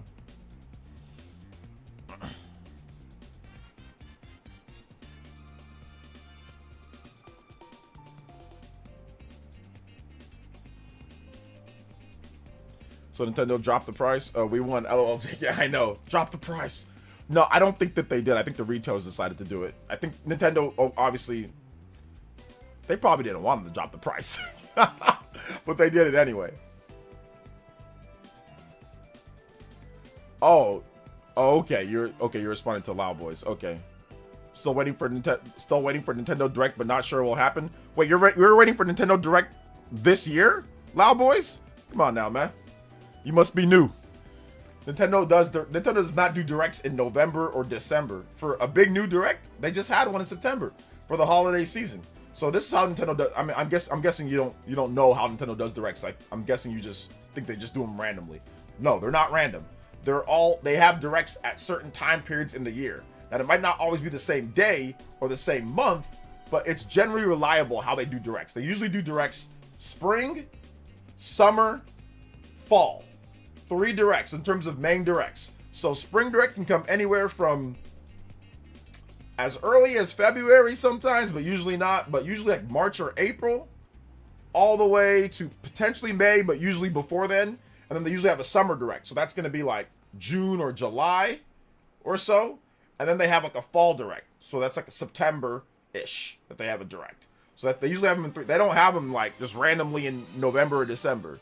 So yeah, you got to be new to Nintendo, the Nintendo fandom, because this is a standard thing for Nintendo at this point for like a decade. They have 3, early, middle, fall, and that's how they usually do it. And like when it comes to the fall directs, they're like almost automatic in September, you know. So that's how they always do it. They don't have random big directs right during the holiday. I mean, they've already detailed all their games for the year, and even some into next year. So you got to wait for February.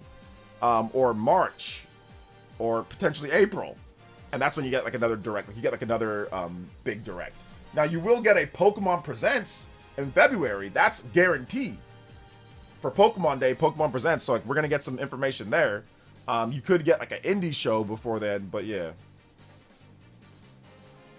Question: when does Metroid Prime 5 Guardian come out? Tomorrow, before Metroid Prime 4. Let's see it. Nintendo Switch 2 has now passed Wii U lifetime sales. It's past the Wii U. Victory! It passed the Wii U. We have now got into special territory.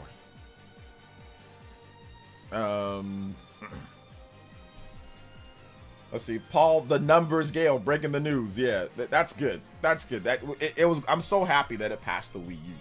Because something told me that it wouldn't pass the Wii U. There was something that said it wouldn't pass the Wii U. You know? We can finally put to bed that it's, you know, that it's not beating the Wii U, you know? So yeah. Yeah, they never have a November, December direct. Only drops around that time. Yeah. Why hasn't any console made the digital version of a game slightly cheaper than the physical version? Because companies like money. So no, but there are some games that the digital version is cheaper than the physical version. There are some games, not every game, but there are some. So for example, like Hades 2, that game is $30 digital. It's $50 physical. So there are some. Usually indie games or smaller games do that.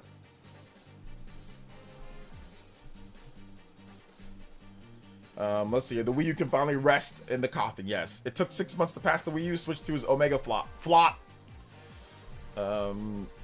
Flop. Flip it a flop. Could be a late January direct, but probably not. Nah. I mean, Nintendo's done January directs, but the time that they did a January direct, it was a mini.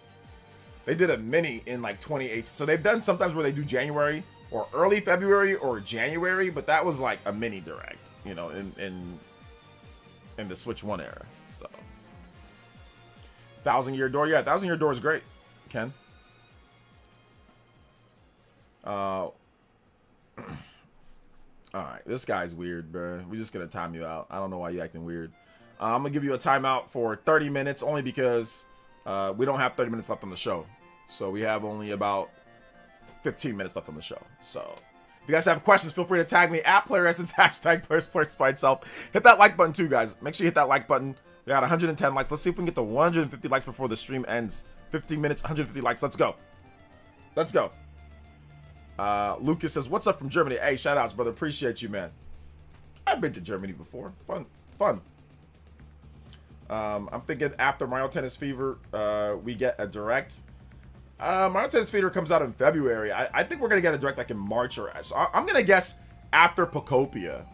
I'm going to guess after, because like February is Pokemon Day. So, you know, it's Pokemon Day. So February, that's where it's Pokemon. Pokemon is all about, that's February, Pokemon Day. Then Pokopia comes out in March. So I'm guessing we get a direct around Pokopia time before the end of the fiscal year. That's what I'm guessing. That's when we get it, you know. That's what I'm guessing. Life will change. These early streams have been great. Yeah, thank you. I appreciate it. We're going to do more early streams. Usually when I have stuff to do, or if there's something, like a lot of times I have stuff to do later, like in the evening. So yeah.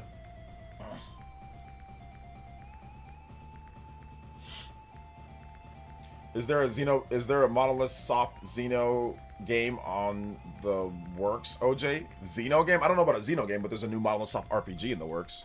Go watch my videos on like what's next for Monolith Soft. I talked about it all there, like in depth about their next game, what potentially we can see and all that.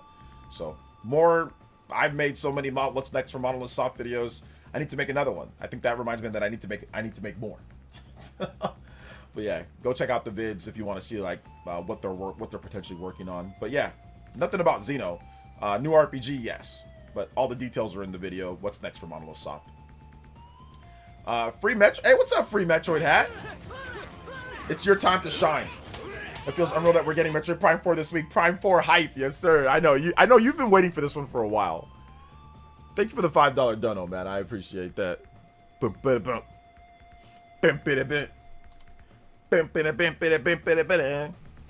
This just, you know what this reminds me? Oh, never mind. I'm not gonna say that. Thank you for the $5 dono, Free Metroid.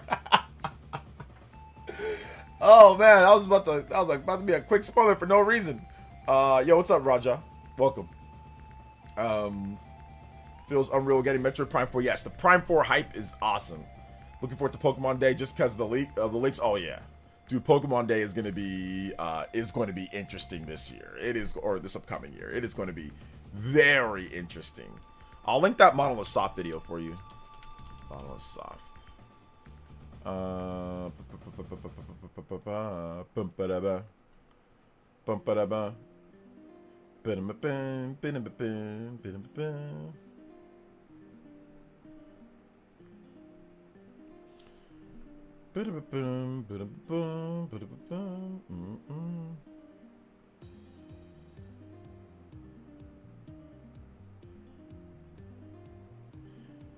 My first video on Monolith Soft was 2014.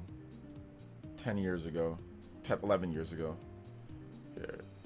I think I talk about it in this video, so you can check this one out. It says when you get the opportunity. Currently playing Prime 2. Just beat the Boost Guardian. Hey, shoutouts. Let's go. Do you think Switch 2 patches for Fire Emblem and Xenoblade games are likely? Possible. I'm going to give them 50% chance. 50% chance. I think they're going to try to promote them once the games, like adjacent games come out. Or like, hey, Monolith Soft, here's this announcement at a direct. These updates and this, you know.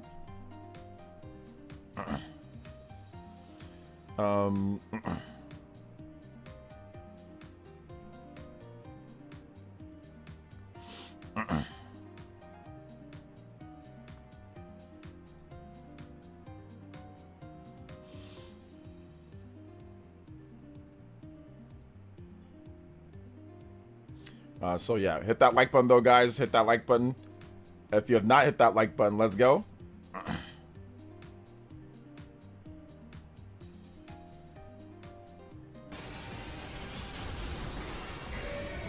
Shout outs to Mac Mega with the 3, then Lingering with the 10. Can you play the other recent version of Gangplank Galleon while I work, OJ? I'll Yeah. just leave it at that open mouth smile. Gangplank Galleon. If you have not played Donkey Kong Bonanza, incredible game. When do you think we'll hear more on the next Dragon Quest 12? Next year at a Nintendo Direct.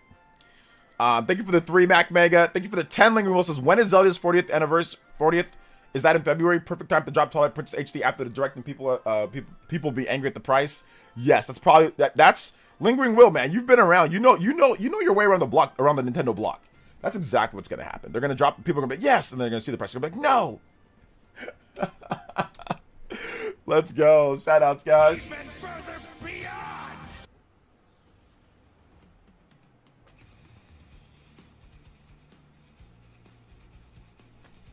Let's go.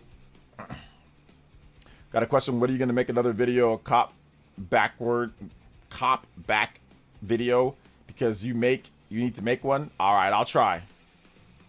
Who bought the 256 micro SD Express for 40? Not me. I already got a 512. I'm good with that one for now. What song is this? Donkey Kong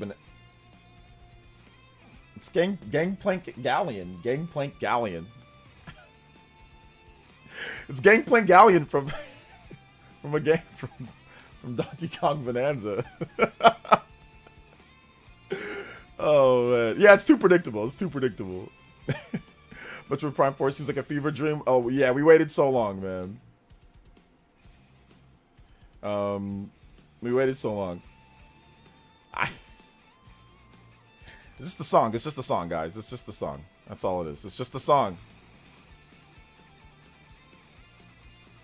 It's just the song. Let's see here. What's up, OJ? Just got home making more tomato soup with fresh garlic and fresh cut tomatoes. Yeah. Fresh cut tomatoes. I like fresh cut tomatoes. I'm a big fan of fresh cut tomatoes. Do games on the NSO or PlayStation Plus qualify as backlog games? Yeah, I mean, if you subscribe to NSO and there's something that you want to play on there, or if you subscribe to PSN and you want to, and like there's stuff that you want to play on there and you're subscribed because of it, then yes. But if it's just if there's nothing that you want to play on there, you just subscribe to play online, then no.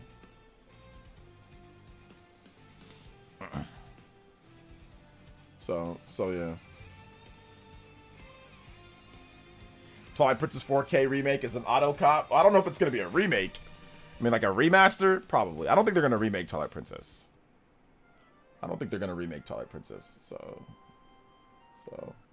So, yeah. I don't think so. But we'll see. You know what's not on NSO? Chrono Trigger. I don't know what Square Enix is doing. I'm guessing Square Enix is going to do like a HD 2D remake of Chrono Trigger. Or something. That's the reason why that they have not like let us know about what's going on here, you know, with Chrono Trigger. Just seems so awkward, you know. Sliced tomato slices with salt and pepper, great healthy snack. Absolutely. Well, it depends on how much your sodium count is. But yeah, a little sprinkle is not too bad. But I don't just be eating tomatoes by itself. That's just not me. I don't just be like, a tomato. Like, I don't be doing all that. I need something else. I need it like, you know, in a wrap, like a lettuce wrap or something. Let's see. Do you think Ocarina of Time remake is real? I mean, I know that people have made videos on it. Shout out to Lingering Will. Thank you for another $10 dono, man. I appreciate that. Thank you for the big 10. But I know people have talked about that, but I don't know, man. I don't know if it is or not. You know, I don't know. Nintendo doesn't really remake Zelda games outside of, like, we got a few. We got, like, you know, we got a couple. We don't have many remakes of Zelda games. So they tend to not do those, so I'm always skeptical of that. It's always skeptical. If they do HD 2D Chrono Trigger, you guys will have to scrape me off the ceiling. I'll have a jump force moment. If they do HD 2D Chrono Trigger, that'd be really good. I'd be very excited for that. It'd be an instant play, instant cop, instant buy, instant promote, instant lit, instant everything. It would just be something that everyone would like. Everyone liked that, you know? That's the meme, right? Everyone liked that. So, yeah, like, I'd be over the moon. Over the moon. You know? One of these days they do it, man. One of these days they finally stop being jabronis. The one that I played before Gangplank Alien? I don't remember. Sorry, Lightning Ninja, I do not remember. Was the Wii U one a remaster? It was a remaster. It was an HD version. They just took the same game and put it in HD. So yeah, it was a remaster. Let's see. I hope it's all pop off harder than OG did for Trials of Mana remake. Oh my gosh, that was probably like my hardest pop off, right? My hardest pop off was probably Trials of Mana, Metroid Dread. Oh gosh, what else? Trials of Mana, Metroid Dread, Super Smash Brothers. Trying to think of some of the other crazy pop offs. I don't know. Some of y'all know some of the other crazy pop-offs I've had. But I know, like, Metroid Dread, Trials of Mana. Trials of Mana was probably, like, the best one. That was, like, Trials of Mana and Smash Ultimate.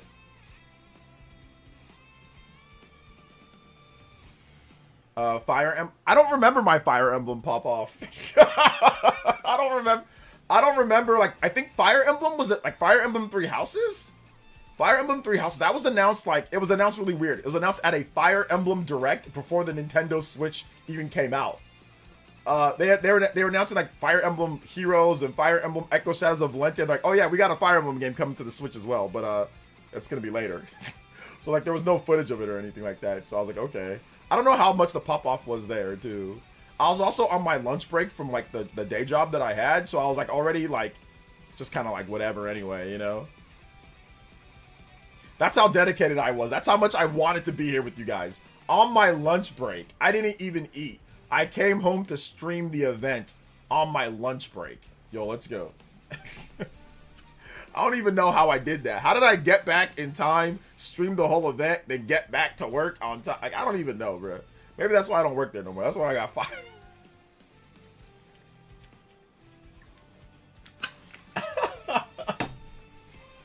That's why I don't work there no more.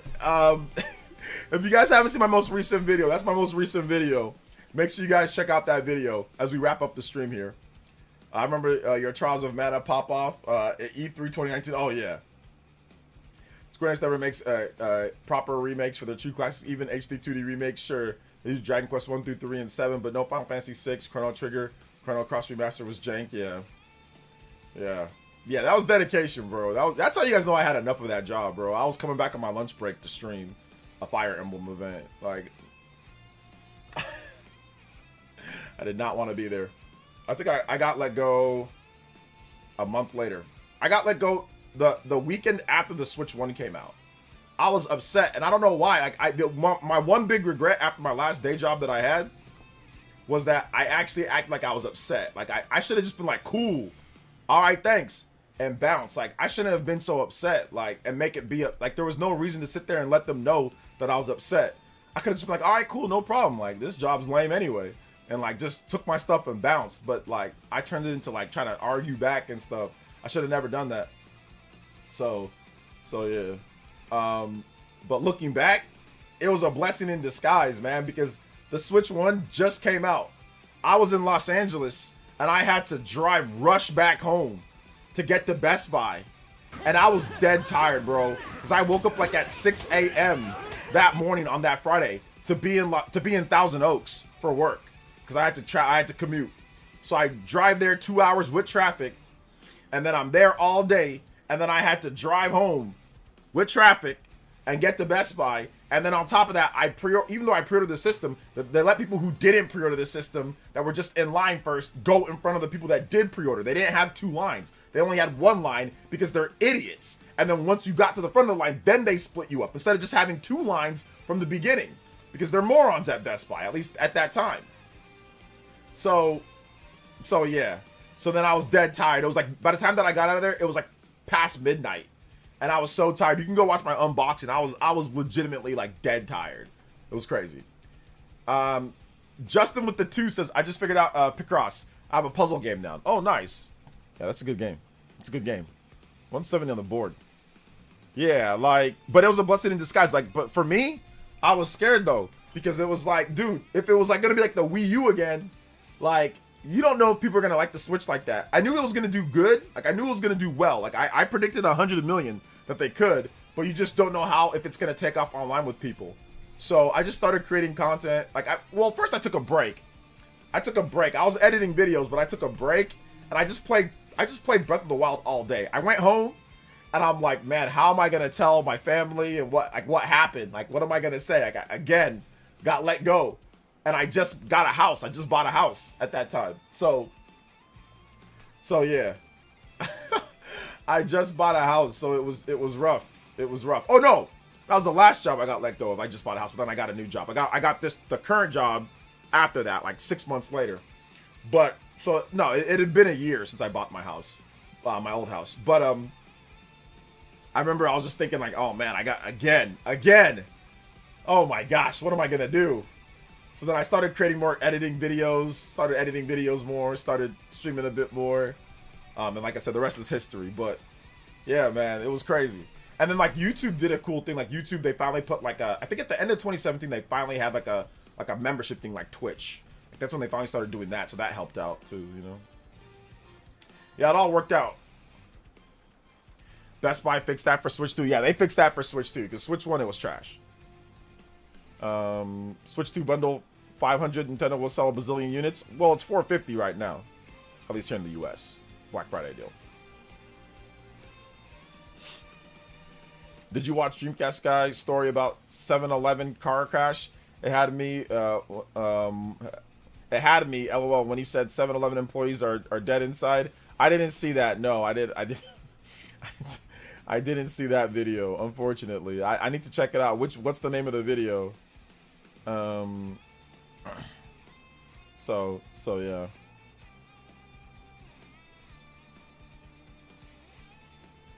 Happy December, OJ. How you doing today? I'm doing good, man. How are you? Shoutouts. I am doing good. Welcome, Vadset. We are ending the stream though. Sorry, my bad. Yeah, so stream. We're gonna go ahead and wrap up the stream here. Make sure you guys hit that like button if you haven't. I want to say big love and thank you to everybody that dropped donos today. Shoutouts to everybody that dropped donos. Big love to Justin, Lingering Will, Mac Mega, Free Metroid Hat, Beans and Toast. Thank you guys so much. Cyber Taurus dropping multiple donos. Hey, Nick93, Fury Tiger, what's good? Justin, thank you so much. Psycho Pie, appreciate that. Shout out to all the Elite Ninjas here, Ninjas and Elite Ninjas. Thank you guys so much for your support as well. Jeffrey Tucker, Cyber Taurus once again, General Zamora, Gloria. Appreciate all of you guys that supported, man. You guys were absolutely incredible today. Cyber Taurus, once again, big Cyber Taurus, man. Multiple donos. So I appreciate that. Thank you guys so much. Rescue Squad as well. So we're going to wrap it up for today, guys. I'll be back tomorrow, probably at a regular time for me tomorrow. So we'll be back at more of a regular time. And yeah, we will see you guys for then. Check out my most recent video.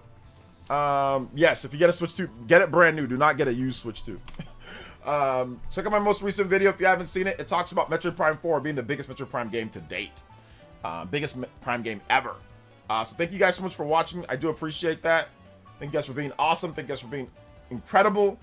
guys have been go watch the vids, and I will see you guys tomorrow for tomorrow's stream. Oh yeah, tomorrow morning early, I'm gonna have a Metroid Prime 4 surprise, Metroid Prime 4 video discussing the reviews and stuff. So we'll see about that. So all right, guys, love y'all.